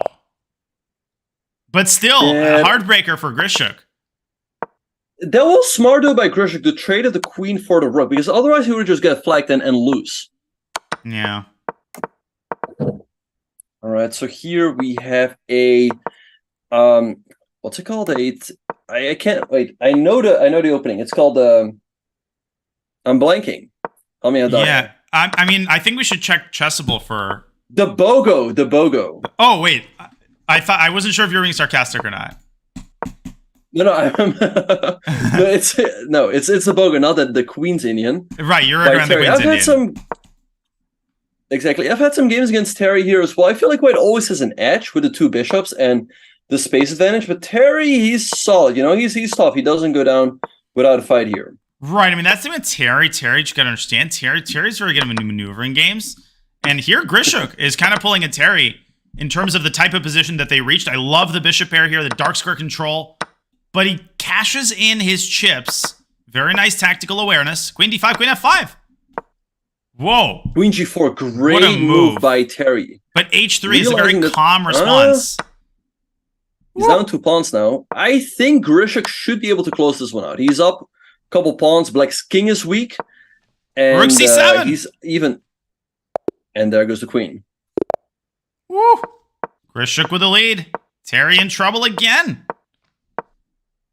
I think Terry got a little bit unlucky with the pairing. I mean, he's playing in the loser's bracket, but he's playing against Grishuk. I think stylistically, Terry might struggle here because Grishuk might outclass him, if you will, by quite a significant margin. Yeah, for sure. For sure. And Terry's main edge is, again, his speed in the time scrambles, but it's only going to play a role much later on. He first has to stay in the game for a lot of moves. Yeah, Terry again getting these Torre attack positions, Terry attack positions almost every game, but Grishuk just knows how to disarm these opening systems. I feel like bishop c7, bishop b6, maybe bishop b8, bishop a7 was an interesting idea. Because now rook a7. I love how Grishuk is playing this game, putting the knight on g4, asking Terry to trade. So, I mean, the bishop on g4 looks nasty. I mean, also taking the pawn would have made a lot of sense. He still has to close this one out, though, but so far he's been dominant. Absolutely. And rook b8, securing the bishop so that he can move his queen away. There's a trade. There's h4. The dark squares are weak, and queen e7 to f6 to f4 is going to be a problem. That's super difficult to deal with low time king h1. The queen was f4, but it doesn't actually do anything there. That's right. And Grishuk, he trades up the queens. I think a mistake. Terry, we know he's... Oh, rook a8 is crushing. Wait, are you just getting checkmated here? How? Rook a2 and bishop g3. Bishop g3 is made. It's made. King g1 h2. Grishuk takes a h2. Grishuk taking a 2-point lead. Wow. Incredible. And there's only 5.5 left on the timer. Terry starting to enter must-win territory. And we go for a bit of a reversed Terry Takaro. Yeah, exactly. That didn't come out. Terry attack, yeah. Let's just call it the queen's pawn opening. Yes. Yeah. Yes. Okay, Grishuk having a slight edge with more space. G5. Okay, trade. I feel like Yasser. Sorry, go on. Oh, I was just going to say, I think maybe Terry can try to go for some sort of attack with h5, h4, but he goes kingside castles. I kind of like White's position, you know. Yeah. Black is slightly overextended, and White can push those pawns on queenside. I feel like Yasser would have a very unique pronunciation of Terry's name. It'd be like Renato Tueri. Terry. Terware. Renato with the Terry attack. Yeah. But look at Grishuk's clock. He's down almost 15 seconds. 10 seconds right now. So this is definitely Terry's game to win. If he wins this one, it's all of a sudden a close match again. He will only be down 1 point. E7, applying pressure is Alexander Grishuk. Knight G6. Uh-oh. There's fork threats on E7 if the rook moves away. Like rook G7 and Knight E7 has to be watched out for. He takes F8. He takes. He had Queen B3 and taken F8 with a check. Terry in control on the board, and he is the better time scrubber. So will he take this game? He absolutely should. He should. He's got no danger at this point. His king is safe. Rook C5, great move, defending F5. Grishuk still trying to poke and prod, but D3 wins. Rook A7. Terry should have this game. He's up 4 seconds. He's faster. D3. Okay, Queen E3 gets his queens off E2, and Bishop C3. That's game. Yep, there we go. All right. 3.5, 2.5. Okay, so this game is going to be crucial. Terry will have to switch it up, and that's what he was going for the fianchetto. I felt like those setups with Bishop G5 and Knight BD2 weren't quite working out. This isn't necessarily a must-win, but it is a must-not-lose. If he loses, there will not be enough time for him to win 2 separate games. Only 3 minutes remaining on the timer. Exactly. And, you know, it's very rare that bullet games end in draw, so that makes it kind of a must-win game for Terry. He, again, gives up the bishop pair. C5, I think, had to be played to secure the D6 square for the knight. Mm-hmm. Now he gets back the bishop. I think Grishuk having the slightly easier position to play, given the fact that Terry's queenside pawns are on light squares. I've lost a lot of endgames like this, allowing an eventual bishop B1. So Terry trying to remedy the situation quickly, but you can't go B4 because you open up the A file, so things are very unpleasant here for Renato. For sure. Now the E4 pawn is also fixed on the light square. Oh, A4 was missed by Grishuk. Oh, A4 was devastating. That was instantly winning. That would have claimed the match. Wow. But look at this position dying. Grishuk up 7 seconds, dominating on the king side. I think he's got this game. I think he's going to win this one. King E1. He's just got to find that last push, and he's got to avoid taking too much time. This is the time advantage that he wants to keep if he wants to win this game on the clock. Wow, nice move. Going after the B pawn. He's on fire. I think if he keeps this... Oh, and that's a bishop. Mouse slip by Terry, and he's going to resign. That's it. I mean, he's going to have to win 2 games. It's not impossible. There is still time. There's time, but... There's definitely still time. First of all, this first game, he has to win in under 1 minute and 40 seconds. So, hypothetically, Grishuk could drag the game out and then try to stall. But Sasha just doesn't strike me as someone who would calculate his moves based on that. He's just going to play in the same way he always plays. Because he's Grishuk. Thug life. Exactly. Yeah, he has a slight edge here again with the bishop pair. F4, trying to open up that long diagonal. He's really trying to provoke the move E4 by Terry, because then he can always put his bishop on C3, where it will be super strong. But yeah, Terry is just worse here. I mean, that's kind of the disadvantage of the Bogo. You often end up giving up your bishop. Queen G2. A draw ends the match for sure this time. 56 seconds left. Endgame is exactly what the doctor ordered. It means the game's going to last a long time. Exactly. I mean, even if Terry flags him in a time scramble, it's going to take way too long. It is indeed. And Draken and Indian Lad are locked in a very close match as well. But we can stay here. This has been really interesting. Yeah, Grishuk needs to milk another 10 seconds off of Terry's clock, then he's going to win the match. I think he should be able to do it. I mean, Terry's trying his best, but no, it's not going to be enough. It's over. Terry has to play instantly. 18 seconds left. That's it. Grishuk can milk it down. We can go to the Indian Lad match because that one seems to be a little bit more competitive at this point. Here, Narayanan needs to win. Oh, and Draken just blundered a piece. He wins to tie the match here. Wait, G4. Oh, it might not be winning. Looking tough. Looking tough. Narayanan the doesn't clock see a is move. officially run out. I don't see a move. What do you do? King H6. I mean, and even if you find a move here, you might lose. No, he's gonna lose on time. The time to start has become too much. He does not see a move. King H6, Rook F7. Okay, come on, that's not What? gonna cut Then he it. hangs his queen. I mean, there's just that he just didn't see what to do. He has to pre-move every single move for the rest of this game, but that's not gonna help. A6, A7. Yeah, I knew he would do that. A4. That's it. Wow. So Andrakin moves on to the final of the winner's bracket. And you know who else moves on, Danya?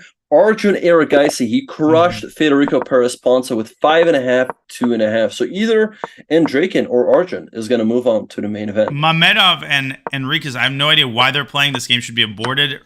But Mamedov crushes Cristobal Enriquez. Again, why are they playing? I don't know. This is about to be aborted. The time is well since up. Let me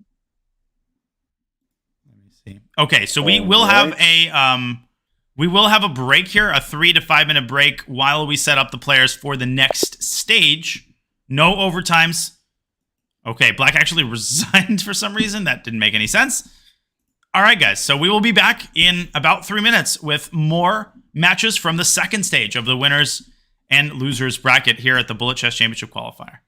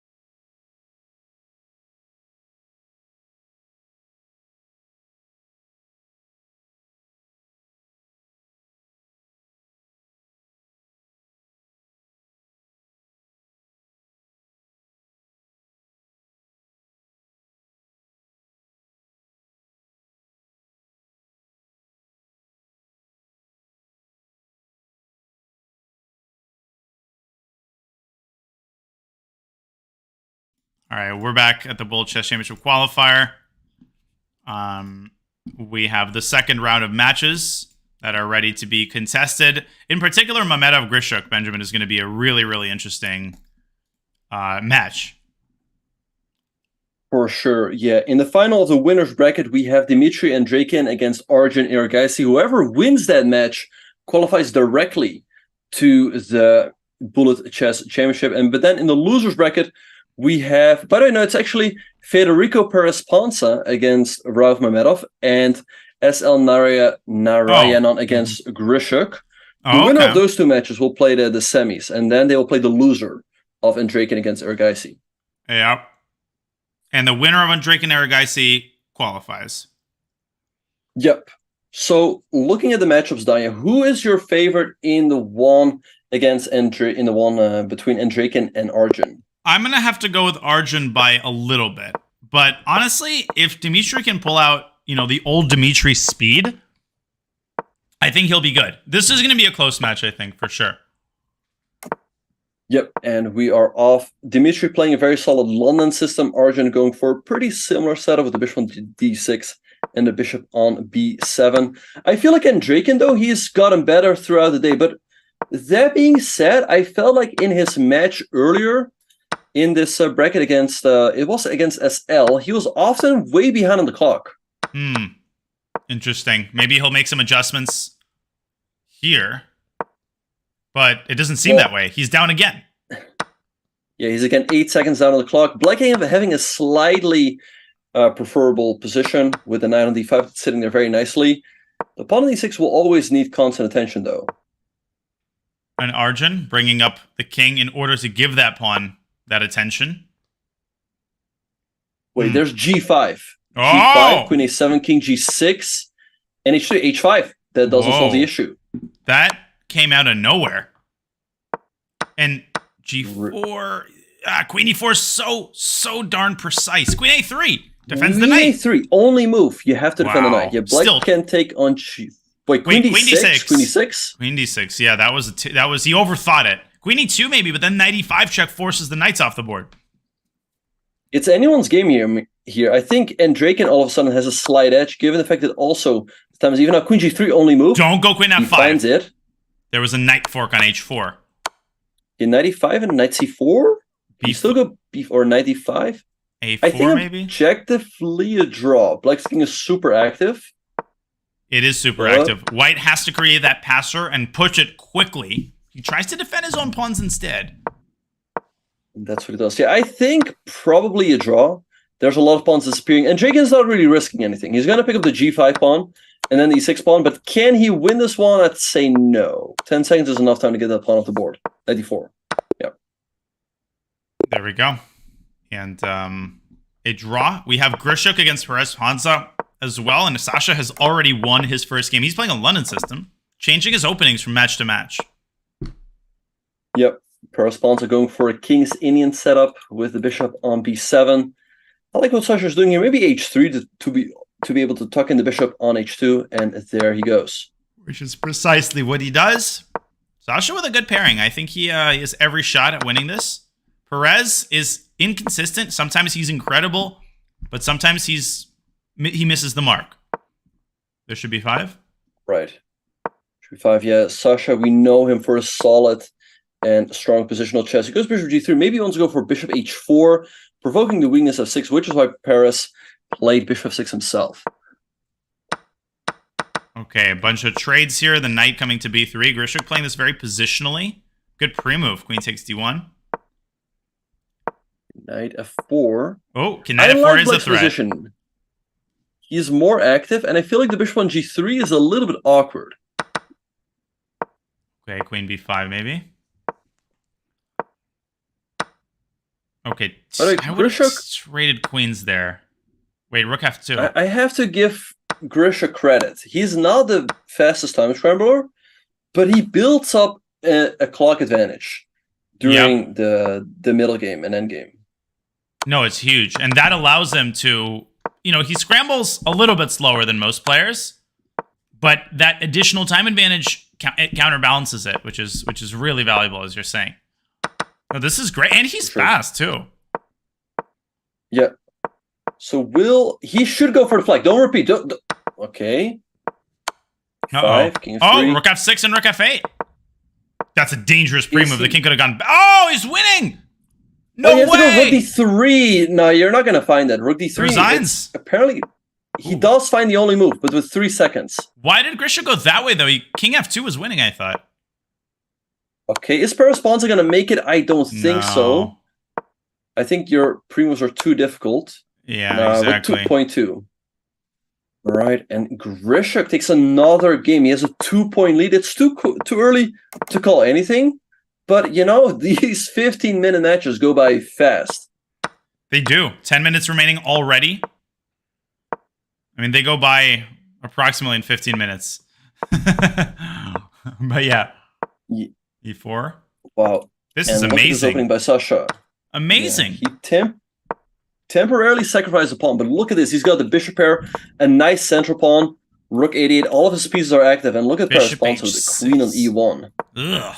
Trying to get some breathing room for his pieces, getting the knight to d6, but bishop e5 has to be watched out for. Don't play now, though. Good job by Perez to get his pieces more active. For sure, but maybe now bishop e5 or bishop d4 by Grishuk piling up the pressure. I like king h7 with the idea to unpin the f-pawn and use it as a battering ram. Yeah. e3. What do you... Yeah, b5, nice move, taking the bishop. Queen takes c5, maybe. I mean, it's wild, but at least make white calculate. Okay, so bc, ef is crushing, or gf, so you have to recapture, and that's what he does. He takes on c5 now. Okay, rook d6, and black has an edge. There's a pawn. And you can't take e3. Queen takes h5. Queen takes h5. Queen h5. Bishop h6, though. It's not the end of the world. H6, it's not. Right, queen. Where do you go? I mean, you don't have to move your queen. Wait, what do you play here with white? You have to move your bishop. It was hanging. Finds bishop e4. Queen f6 threatening. Queen f2. Queen f3.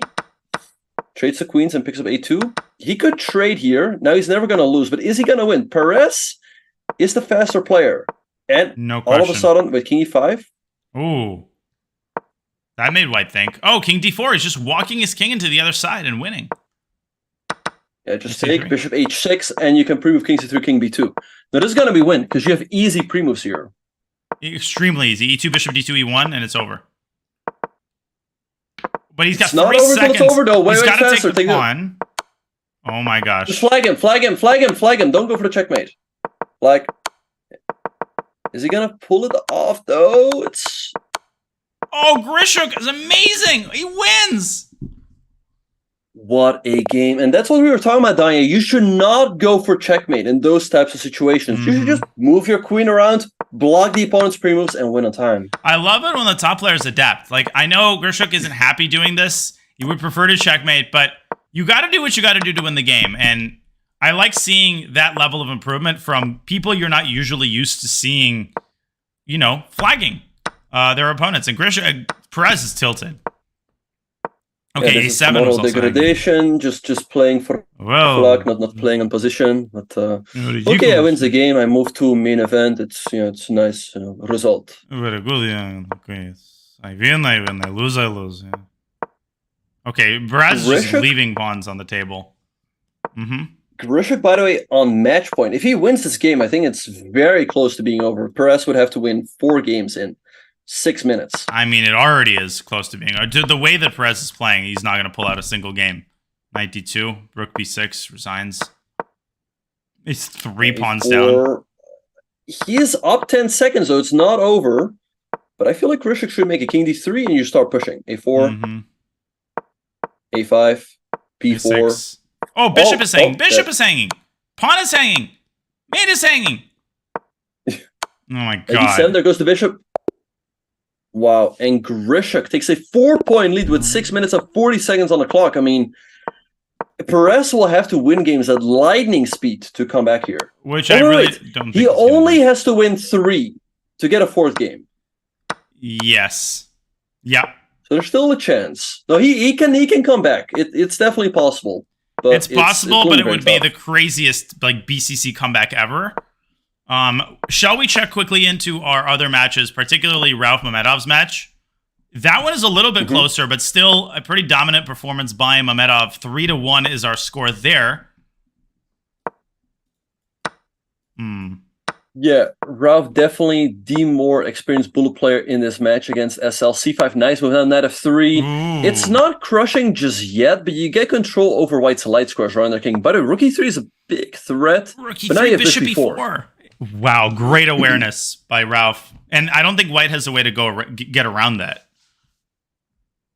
No, and that's why SL is pausing here. I mean, he has to go maybe knight d5 to block the bishop's attack, but it's taking him a lot of time. And if Ralph wins this game, that would put him very close to moving on to the next round. It would indeed. Knight f4 to d5, back to f4. Queen d2. Okay. In the meantime, Andrakin has a 2-point lead in his match. If he wins a couple more games, that would mean he would qualify to the Bullet Chess Championship. Wow. Great stuff for Dmitry. And he's obviously very deserving to be there. He's fast. He's well-rounded. And another win for Mamedov. This match is getting out of control for the Indian Grandmaster. Yes, SL will have to win 2 games in a span of 4 minutes and 45 seconds. This is definitely possible, though. It's too early to call it just yet. But sure. Ralph has been crushing. I mean, I think he's definitely the better Bullet player, so I'm not surprised with the result here. Yeah, but here, the match is far from over. It looks like Aragaisi might be winning a piece here, and the game shortly thereafter. He will be only 1 point away.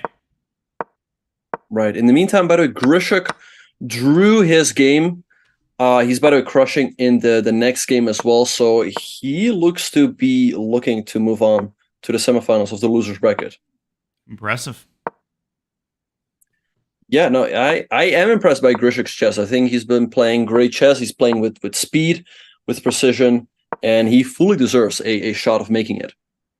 Definitely. Would love to see that Super GM representation in the Bullet Championship. Of course, we already have that, but having even more of that would be nice.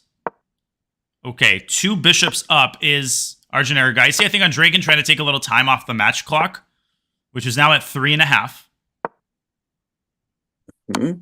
Yeah, Arjun is going to win this game. It's going to come down to 1 point. Rook h6 is checkmate, followed by queen h7 or queen g6. And there we have it. So a 1 point match. And do not forget about the stakes in this one. Whoever wins moves on to the championship. Yep. Okay, queen c7, knight bd7, and e5, I think, is the plan carried out by Aragaisi. Classic anti-London plan. Very tame position. Exactly. So the players must definitely be feeling the pressure here, because if you make it to the main event, you're already guaranteed $2,000. And besides, there's also some prize money up for grabs in this qualifier. I like what Andrakin is doing. He has carved out the d4 square for his knight. It definitely feels like a pleasant position for white, but he's down 10 seconds on the clock again. Indeed. And the queen moves out from under attack. The d5 pawn is a weakness. This has been a battle of less time versus better position. And so far, the better position has prevailed. His queen is coming to d4, and a7 is going to be hanging. This is very unpleasant. Knight f4. Position's collapsing. And how do you defend the d5 pawn? And Andrakin just picks it up. And if you lose the pawn on d5, how? Ooh. Wow. Arjun just resigns there. I feel like that was kind of early, because he has to win a game, and then he gets another one. There's a shot, but Diane, don't you think that was a little bit premature? I would not have resigned, but the more you think about that position, the more unlikely it seems that you'll be able to stir up complications. I would have played a couple more moves. You had maybe 20 more seconds to play. But it's a sense, I understand why he did it. But how is he going to win this game? He's down a piece. Oh, right, 95. Okay, rookies. Andrakin just gives up the rook. Felt a little bit unnecessary. Now Arjun queen b7 should be getting a... Wow, yeah, that's a good move. He goes, wait, what? Why would you let Black just take the knight? Just take the knight, take. Then FE, and it's hard to get out of the... Oh! No, but now knight f7 and queen b7, that's game over. He just didn't see that pawn at all. Oh my gosh. Now Andrakin has to milk 30 seconds off the clock to make sure that the next game is the final one. Yep, I'm sure that's what he is gonna do. So I guess that will give him the advantage that he will have the final game. At the he cannot lose the match right away. It can only be a tie. And he will have white in the final game. Okay, don't resign. It's still probably gonna be the final game, because we have 1 minute and 10 seconds left. Okay, another Tory attack, and Arjun has to get a better position out of the opening. He's banking a little bit too much on getting that time advantage. Let's see how he adjusts in this must-win game. Queen h5. I love how Andrakin is playing this one. Bishop c2 perhaps, followed by g4 and g5. White is an easy plan here. And it's always difficult for black in these types of positions. You're a little bit cramped. Hate G4, these and there we go. positions. I hate these positions for black because white has this very clear plan, G5 mate, and you're sitting there Queen dancing G6. around. Oh gosh, FE maybe? FE. Ooh, now and check knight and H4? Or bishop G6, and Draken is crushing. Totally crushing. You're just going to pick up that rook and keep attacking castles afterwards. Bishop F7 and castles. You can take... I don't love that. Oh, now the king's stuck in the center. Great find.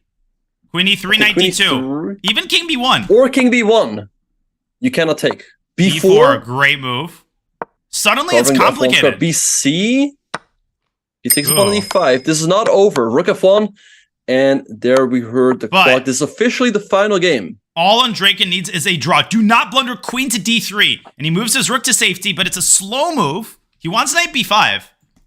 He's threatening knight B5. Okay. Right, so Arjun taking his time. Queen to king A1.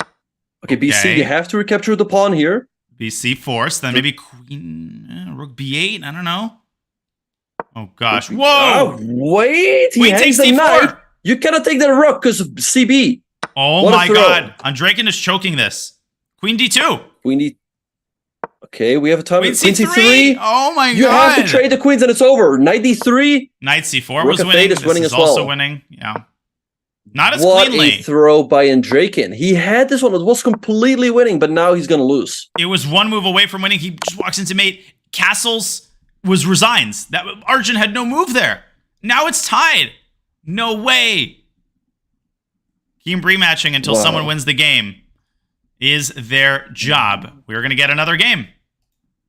It all started with Draken going pawn takes e5. I think if he goes kingside castles there, Arjun is completely busted. He's walking right into an attack. But that allowed Arjun to create all the counterplay in the world. So will Arjun win this game and complete the comeback? Incredible. I mean, Draken is probably reeling after that game. He could sense it. He got nervous. And that's just not very characteristic from the Dmitry that we've seen in online chess. Now, wait a second. What are you supposed to do here? Wait, can he go ED and DE again? Sacrifice the knight? That works from the other slough. Whoa! What? That is interesting. I don't get it. Queen E7? Queen E7? Where's the compensation? You're just not a full piece. Castles or bishop D3? It's bullet, though. It's not over until it's over, but it's a full piece. He does have bishop a lot D3, of pawns. Queen and D. Good presence in the center, but he's losing D5 and the game. Yeah, I mean, your knight on E5 looks nice, but like you said, if you pick up the D5 pawn, what does white really have going for himself? The D4 pawn is weak, and Draken is completely crushing again. You can take on E5. It's not over given the last game, but Evelvar crept up there. I don't know why. Okay. If he keeps his nerves together here, he should win this game. Queen G4, forcing a queen trade. That must feel nice. Yeah. Rook E2. Rook E2. It's all surface level threats that Draken has plenty of time to defend against. Yeah, knight F6 or whatever. G5, nice move. Okay, maybe take on G3, trade up some more pieces. Rook E2. Yeah, F6, bishop E5. Last chance by Arjun. But you can't get the second rook in. Yeah, the problem is it's hard to... Where's no mate? Oh, check and bishop C3 was mate. What is he doing? Wait, he wants bishop. All of a sudden, white will throw mate. Oh my gosh. Now, Draken has 14 seconds. He actually needs to play fast here. But you can push the pawn, so you will create a mating net. GH. GH. Or G3, G2. That's over. G2? Yeah, or this. Or is that? Now it's officially over. G2 is unstoppable. And Arjun resigns. Dmitry Draken keeps his cool and wins to break the tie. He gets into the Bullet Championship. Incredible stuff. Great stuff by him. So let's have a look at what happened in the other matches. All right, so Dmitry Draken qualifies to the main event. Rauf Mamedov wins his game against SL Narayanan. And no, wait. We already saw the Grisha crushed Parasponsa. Yeah, Grisha crushed Parasponsa. Wait. Then what happened? So Rauf Mamedov Ooh, wait, is Rauf tied? No, Rauf defeated Indian Lad. Yeah, but didn't that happen a while ago? Or was it still pretty... Was it still this round? No, he won. It was this round. It feels like ages ago, because I think already, minutes ago we said, okay, Grishuk is going to win, but that was already clear with like 6 minutes on the clock. And then Erigaisi managed to tie the match, so that feels like a separate thing. Okay, so... Right. So Raf Ahmedov... Now, Raf actually won in overtime. Indian Lad came back. He won 3 in a row to tie the match, and then Ralph won the overtime game. So that match actually did last a lot longer than we anticipated. Now, what does that mean? That means that Ralph advances, or Dimitri Andreikin is in the Bullet Championship. Erigaisi... So... Yeah. Oh, sorry. So Andreikin qualifies to the Bullet Chess Championship. In the semifinals of the losers bracket, we will have Ralph Mamedov facing off against Alexander Grishuk. And the winner of that match will play Arjun Erigaisi for another spot. I've got the bracket right here. I just put it in the chat so you guys can check it out as well. Fantastic. Well, we, in that case, will get... Oh, no, actually, we will start immediately. No break. Good stuff. Let's get the show on the road. Are they off? They will be in momentarily, I think. Momentarily. All right, so Daya, who's your pick in this matchup between... I mean, I'm going to go with Grishuk. He's been so convincing in the last couple of matches. Ralph been a little bit shaky. I would expect him to win perhaps a little bit more convincingly against Indian Lad, but he was struggling, so I'm going to go with Grishuk. Honestly, I agree. And obviously, we know that Grishuk is amazing. We know he can find moves fast. We know how good he is in time pressure. But what's impressed me the most has been his ability to contest these time scrambles. Like, it used to be anything under 10 seconds he would lose. He has gotten miles and miles better at that. That's going to make him into an actual fearsome bullet player. Right, we have a Tarash attack here in the French defense. Grishuk taking a lot of time here in the opening. That gives Ralph a slight edge on the clock, but I like what Grishuk has out of the opening here. I'm getting Ding Nepo vibes. I think they're following the Ding Nepo game from one of the rounds. They were at least. Grishuk has got a pretty pleasant position with the pawns in the center. Knight h5. I guess he's headed to f4. I think he wants. Well, no, pawn f4 is hard to achieve. a5. Wow. Okay. Bishop e4. But yeah, I like Grishuk's position. I think he's aiming for something like rook ae8 and then going f4. But Ralph wants to go for bishop d4, perhaps. Yeah, but the knight on h5 is now stranded. You can go g6. Oh, the knight is f4. Okay, so he's fine on that front. The time is starting to worry me already for Grishuk. Yeah, down 7 seconds. I love his position here. The rook on d3 is very active. The pawn on e3 is pretty weak. He's got such good positional feeling. Like, he knows where the pieces go. Oh, queen f6! Oh! Wow. Oh, that is a knife right there. That is a knife. I think there was also the time getting to him. You know, he had to catch up on the clock, and that's why he produced that blunder. So tough loss for Grishuk. Big reason why bullet blunders happen in the first place. You start looking at the clock, you get nervous, and you stop calculating. Grishuk in an early hole, but he's got the white pieces, and I like what he's doing so far in the opening. Yeah, he's contesting the knight on e4. Maybe he will go for knight b3 to block on d4. I mean, black has the isolated pawn on d5, but he's got pretty active pieces, so I feel like Ralph should be fine here. Definitely. No, I think he's solid. And knight d4, knight e5 maybe? Trying to go to c4. And this is scary for Sasha. With that c4 square being a big outpost for black's knight, you could put it there now. Yeah, he had to recapture the queen. But yeah, I like black's position, knight on c4. Wait, are there some tactics? There were, yeah. I thought there were some tactics, like taking a piece, but I wasn't sure exactly what. Ooh. All right, now Ralph has a nice position here, queen f3. I think a good decision by Sasha to trade of the queens. Rook b1, maybe you can go for b5. Try and open up the b file for his rook. Rook c7, activating white's rook now. Ooh. Ralph having a very slight lead on the clock, and he also strikes me as the faster player. So will he win this game as well and take a 2-point lead? Wait, bishop b4, rook b4, bishop c5. Oh, and you couldn't defend one rook with the other. You would lose a piece. Incredible tactic. Like G6, Exactly. G6! G6 was huge. Okay, he still has the a pawn though, but rook b5. Nice move by Ralph. The most Grisha can hope for here is a draw, and look at the clock. I think this is Rauf's game. King e4? G5. And King d5? Wait, maybe Grisha can still force a repetition with King c7? Rauf should play for a win here. Even if he allows promotion, he should go b2. You should go b2. Oh my god, that is an easy win for Rauf. He should have gone for it. Yeah, just go b2. Then you can repeat a couple more times. But so a big save for Grishuk. He's down in the match, but it's only 1 point, so it's still very manageable. If it gets to 2, it's already a little bit scary. I feel like Rauf is being incredibly, deferential and respectful. But man, if you wanted to flag there, you just have to make 2 or 3 moves. There's no way you can react to those moves fast enough. For sure. And in the meantime, Grishuk's got a great position here. I mean, look at that center. But Rauf comes with a knight g5, bishop d5. Oh, there. Missed tactic indeed. This gives Grishuk a chance to stabilize, bring his king up to f6, and maybe start pushing those pawns forward at some point. Yeah, black having a center here. But what you were saying earlier definitely makes sense, that it's not going to be easy to manage that Imperium. Make sure that all of the pawns are always protected. But no, it is an edge in the endgame, which counts for something. Yep. And we got knight f3 back. Rook d3? It could have... Wait. There was h5, I guess. Sasha up a very healthy pawn here. Yeah. This is definitely his game to win. It is indeed.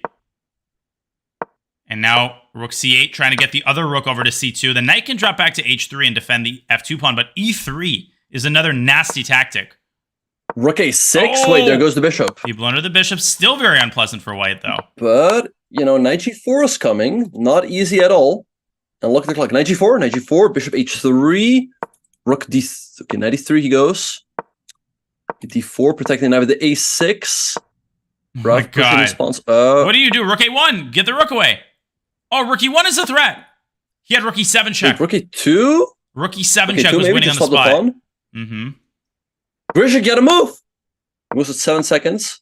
He's going to get flagged. Okay. Or is he?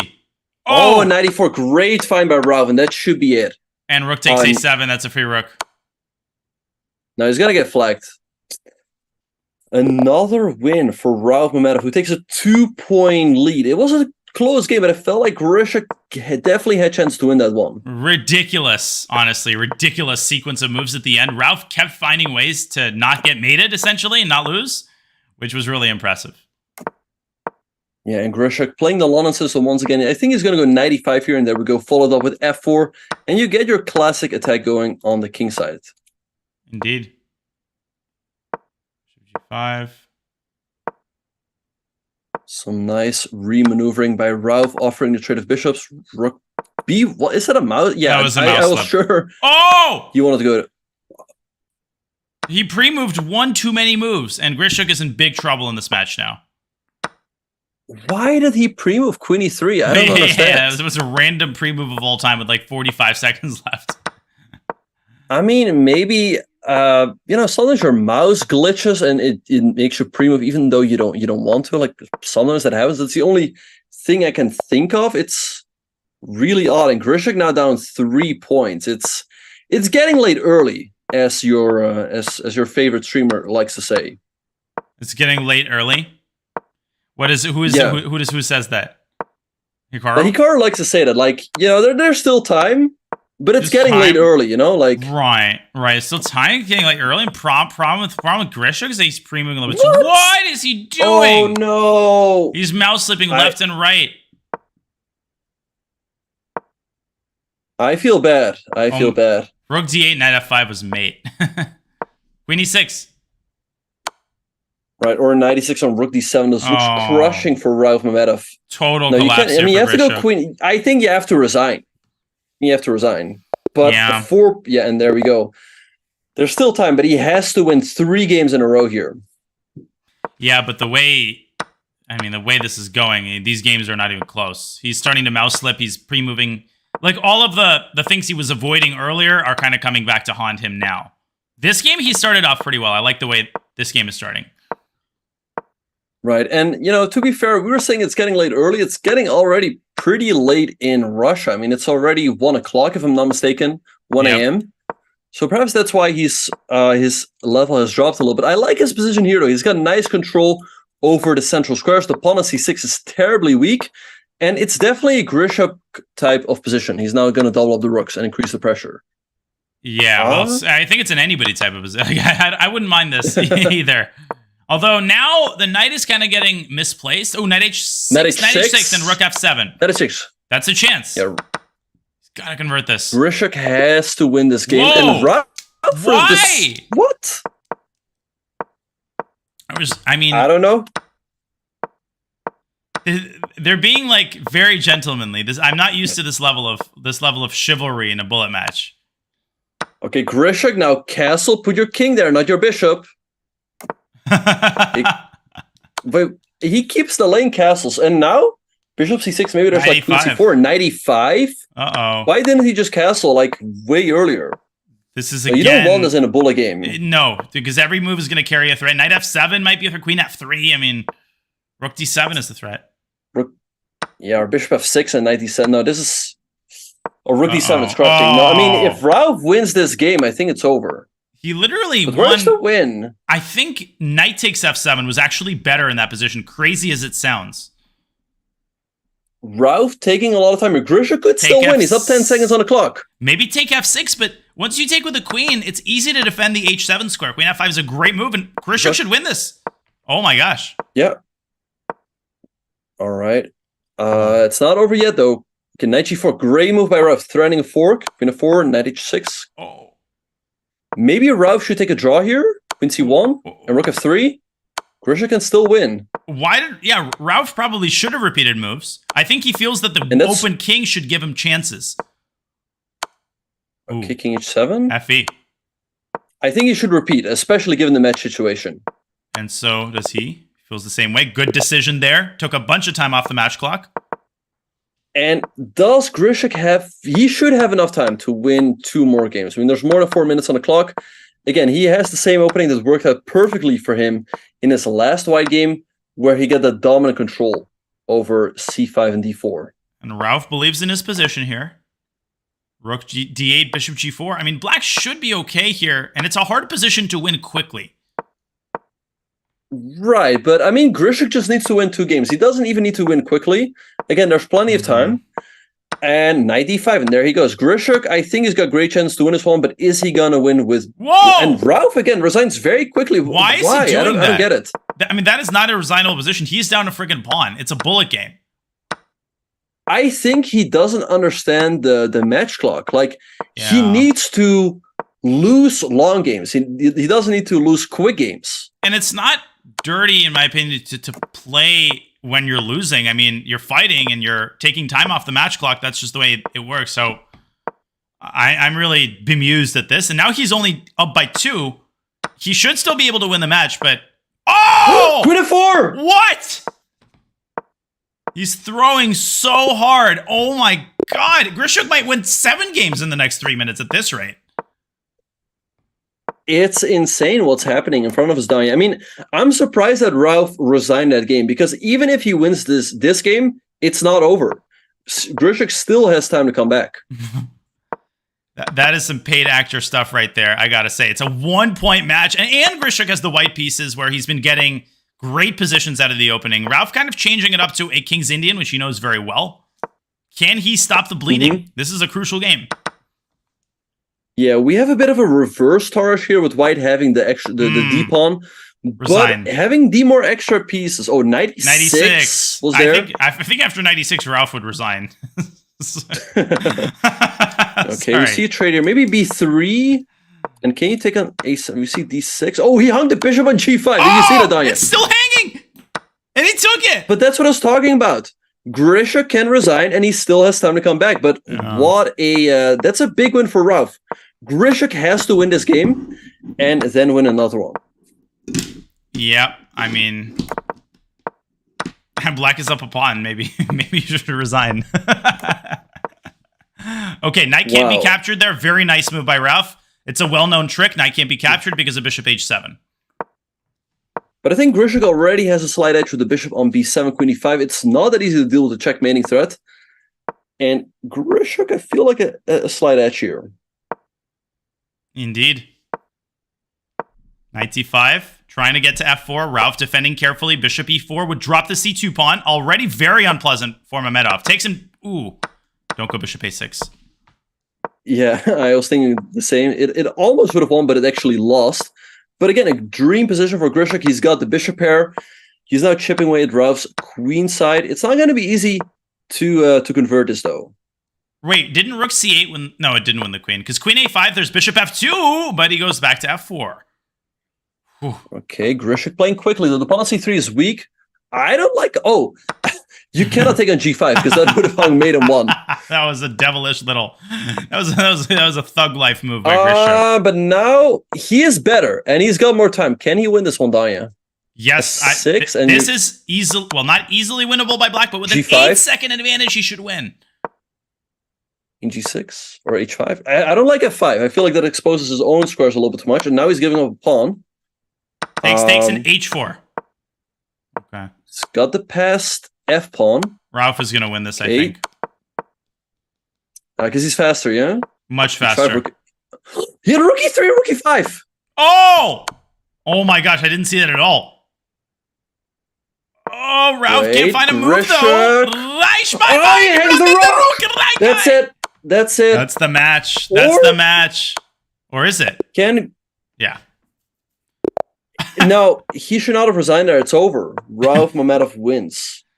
I feel like we should... His only chance was to flag Ralph there, even though it was unlikely. How many times have we said the phrase, he should not have resigned there in this match? Okay, they can agree to a draw. Like the match is over. times. But they will play this game out, I think. That's a very satisfying sound. Sorry. Yeah, Grishuk had a very strong run in this qualifier, but unfortunately it comes to an end right here. Ralph Mamedov will be fighting for the final qualification spot to the championship with, I think it's SL, right? No, Arjun. Argaisi and Ralph Mamedov. Very evenly matched, I think. Bullet match. Two very different players, obviously. Ralph, tactically super sharp. I'm excited for this one. Yeah, I definitely give the edge there to Ralph. I mean, he's been pretty convincing in his matches, but Arjun also a very tough opponent. Man, it's honestly very touching how gentlemanly some players are, and they really do it not because they want to appear a certain way, but because they truly want to win on the board. They truly believe in all of these values, which is great. But at the end of the day, it doesn't cost Ralph Mamedov, who wins the match. Alexander Grishuk's amazing run comes to an end. It's disappointing, but what a great run it was, Benjamin. Big credit to Sasha for adapting. Even though this isn't his favorite time control, he came very close. Yeah, no, for sure. I think it was just some early losses in this match that cost Grishuk. He made a great comeback, but ultimately it wasn't enough. It was not enough indeed. Okay, we will take a very small break. I need to use the bathroom, and so does Ralph Mamedov. So we will resume this Argaisi Mamedov match for the final qualification spot, folks, of it is the World Bullet Championship, but it is also the Chess.com Bullet Championship. It is the championship of the world, and the most important time control in the final qualification spot will be decided in a couple of minutes. We'll be right back.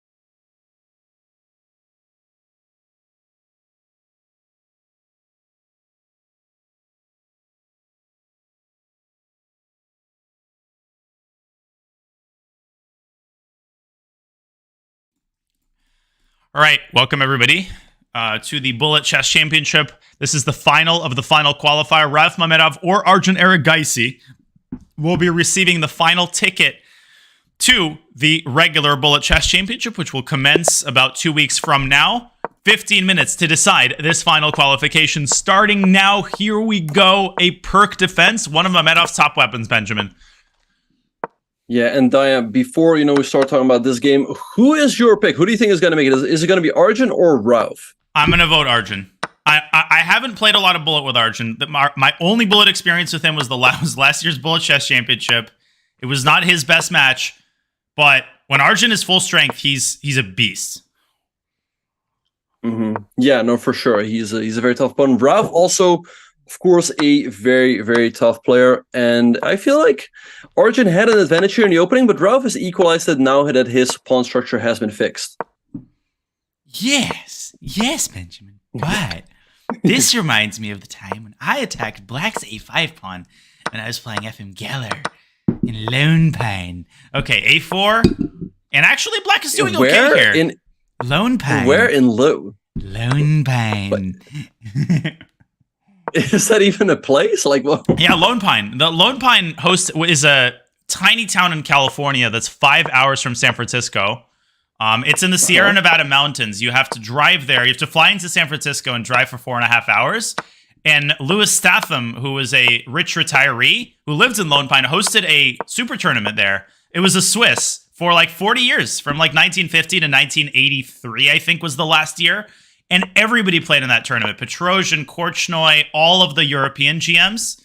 And there's so many stories because volunteers would meet them at the airport in San Francisco.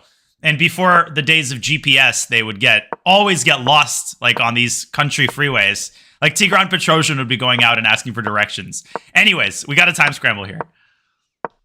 Yeah, so and Arjun's winning slightly up on the clock. Who strikes you as the faster player in this match? Arjun, though? No question, it's Arjun. I think Arjun is more accurate in time scrambles. Ralph is good pre-mover, but he's not pulling this one out. Yeah, no, 7 seconds is enough time for Arjun to pull this one off. He's got the rook on a safe score, so now he can get some easy primos in, and he takes the first game. Lone Pine. Okay. 94 line, which Arjun has played against me in Blitz a lot of times. This is actually very hard to deal with. Yeah, we had this exact line. Queen b6, and where is the compensation? Where the compensation for the pawn? I don't see it. I don't love the move Queen c1 by Ralph. I mean, I think that Queen had to go to somewhere like g4 or f3. And now Arjun's king is sitting pretty safe on the queen side. Knight a5, he says, I don't care, he just picks up the pawn. And where is Ralph's attack? I don't quite see it. Yeah, this is a pretty Ralph position for him. He's 2 pawns down. And Arjun's just playing chess here. He's got 2 extra pawns. King is completely safe. Maybe some sort of g4. 94? But maybe sacrifice on g6 or something. I don't know. Knight takes g6 would have picked up a 3rd pawn. I think, yeah, Ralph has to go for some sort of sack at some point. Oh, you're talking for Black. Okay, I was thinking for White's he had knight d4 a couple of moves ago. Yeah. Gotcha. Knight b3 takes d4, yeah. No, but still looks completely winning. Like rook b8 maybe, rook b7. Yep. Arjun is dominating on the queen side, but it's not good. It's gonna take some bishop a2, and he picks up an exchange. Eats. Yeah, queen takes b2 is happening. Ralph is gonna resign. Something tells me. No, this time he doesn't resign. Rook Maybe b3. he just respects Grishuk a lot. Arjun's like, hold my beer. Yeah, c3, c2, c1, but c2, queen c7. Very careful move by Arjun. Ralph trying to generate counterplay. And that's okay. Yeah. Queen b4. Queen takes d4. Completely winning queen d4. Knight c5. Arjun taking his time though, and there goes the knight. Ralph somehow staying alive here. This is crazy. This is not over. Rook b7 or queen there. c2. How do you stop the pawn? But Arjun taking so much time. I feel. Yeah, but now he's going to start pre-moving. Okay. Oh, queen e7 was amazing. You couldn't take the queen. So tricky. Queen f7. That's an important pawn. Ralph's going to get flagged here. Or is he? Is he? It's close. Reichstein! I feel like there's the queen. But is he... flags! Throw flags! Oh my gosh, Wow. what a degenerate time scramble. That was amazing. And Arjun had his eyes on the clock the whole time. At some point, the moves stop mattering. That's what a lot of players don't intuitively understand. Like, at some point, it literally doesn't matter what you play, as long as you don't blunder maiden one. Exactly, yeah. As long as you get a move off, it all doesn't matter. I mean, I think the good thing for Arjun was that he lost all of his pieces when Mamedov only had like 1 second. If he still had like 2, he still was able to get some pre-moves in, but it just, yeah, it was all about the clock. Incredible. Arjun doing what he has to be done. He's up by 2, but hey, Alexander. Ooh, that's a nasty move. And he pushes d6 first. Arjun playing great right now. He take an e5, or I don't think that was necessary. I think he could have taken first. Yeah. Now Ralph is able to create some counterplay on the queen side with the move c4.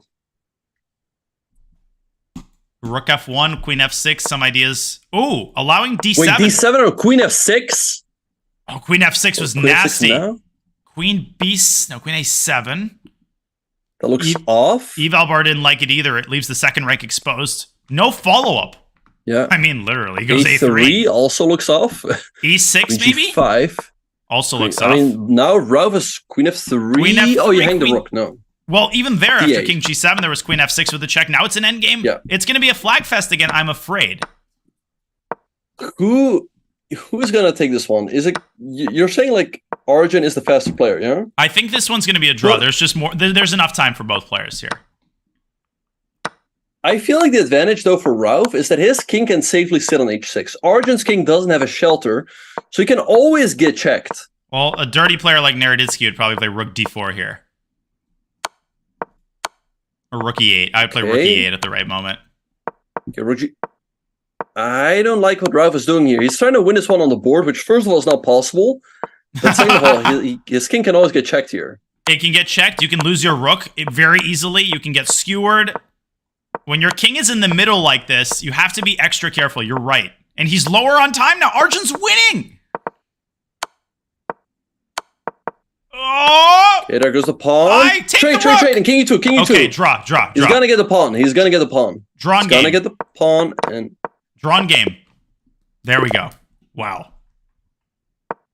All right, but still a 2-point lead for Arjun. Yeah, it definitely feels like he's the faster player in the time scramble. So it will not be easy for Ralph to make up for that. It's crazy that Ralph was the one who had to essentially take the peace offering, because if the rooks weren't traded for one more second, he would have lost on time. And that's what really kills you in a close skill matchup.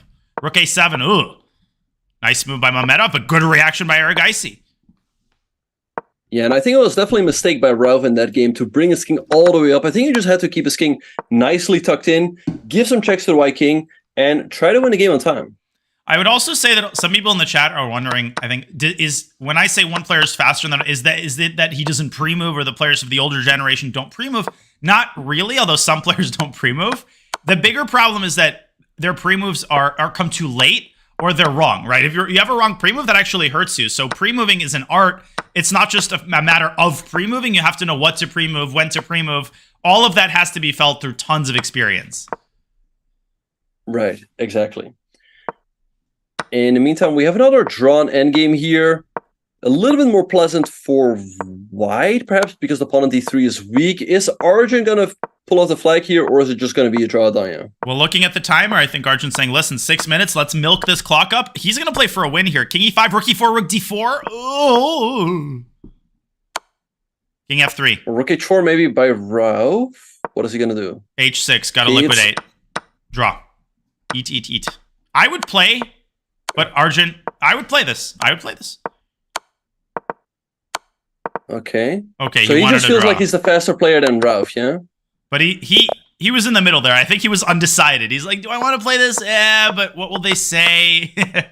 Let's make a draw. Right, yeah, I think not a bad result for Arjun. He's up in the match, so he keeps a 2-point lead. Yeah, whereas a loss would have closed it down to 1 point. And here we have a dragon. I know that Arjun also plays a dragon sometimes himself as black.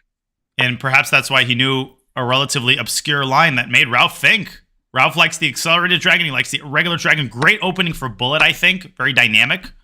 Ooh, knight takes d5 is a iffy move. Bishop f5 maybe and rook c8. Yeah, bishop 5, great move by Ralph. Maybe you have to go g4, and that's what Arjun does to push the bishop back. And now he can keep his own initiative going with the move h5 coming next.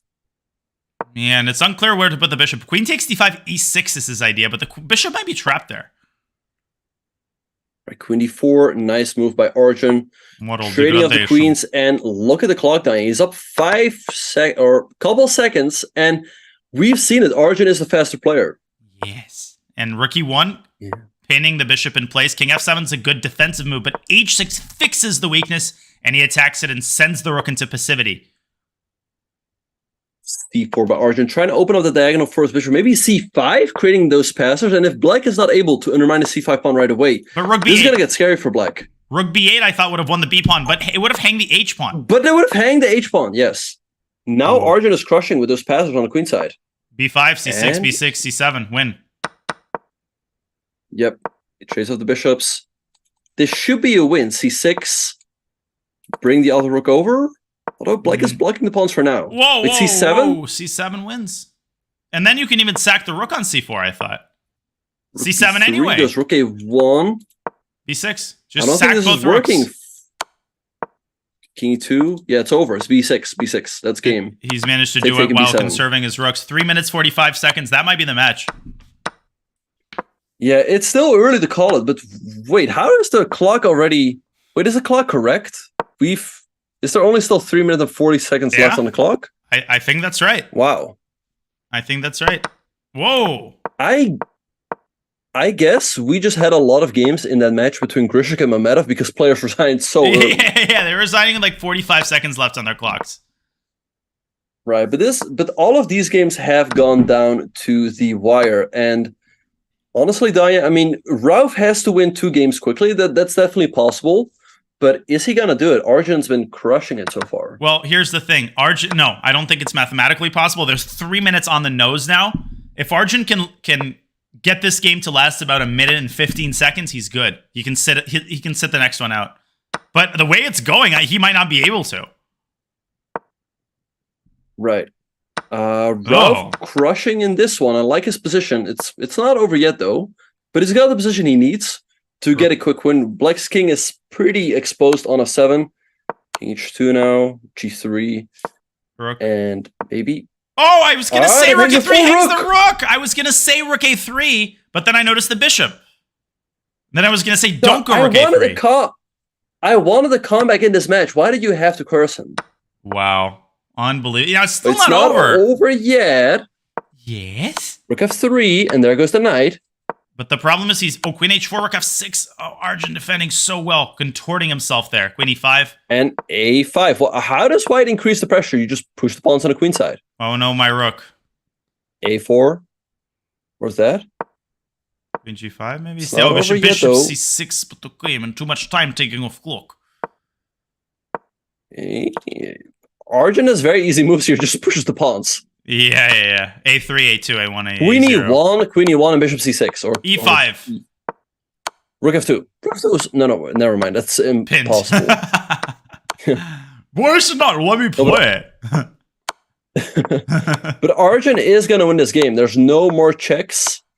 And there goes the queen. Oh, Mamedov trying one last little trick. It doesn't work. 1 minute and 20 seconds left. It's officially over. This is going to be the last game. Yep, so Arjun qualifies to the Bullet Chess Championship as well. I mean, amazing stuff by him.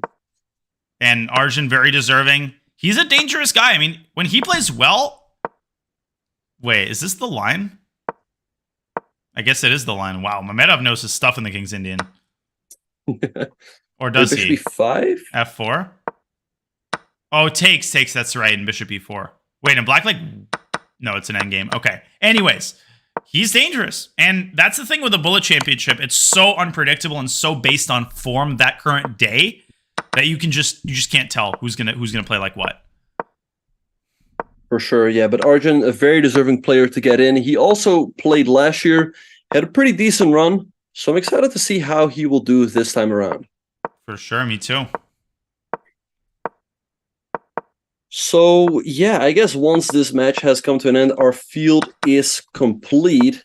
We have Magnus Carlsen, we have Hikaru, we have Ali Reza, we have Tang, we have yourself, we have Anish Giri, Eric Hansen, we have Ming, Bornik, Caruana, and then our qualifiers, if I'm not mistaken, are Jospin, Ohanyan, Paravian.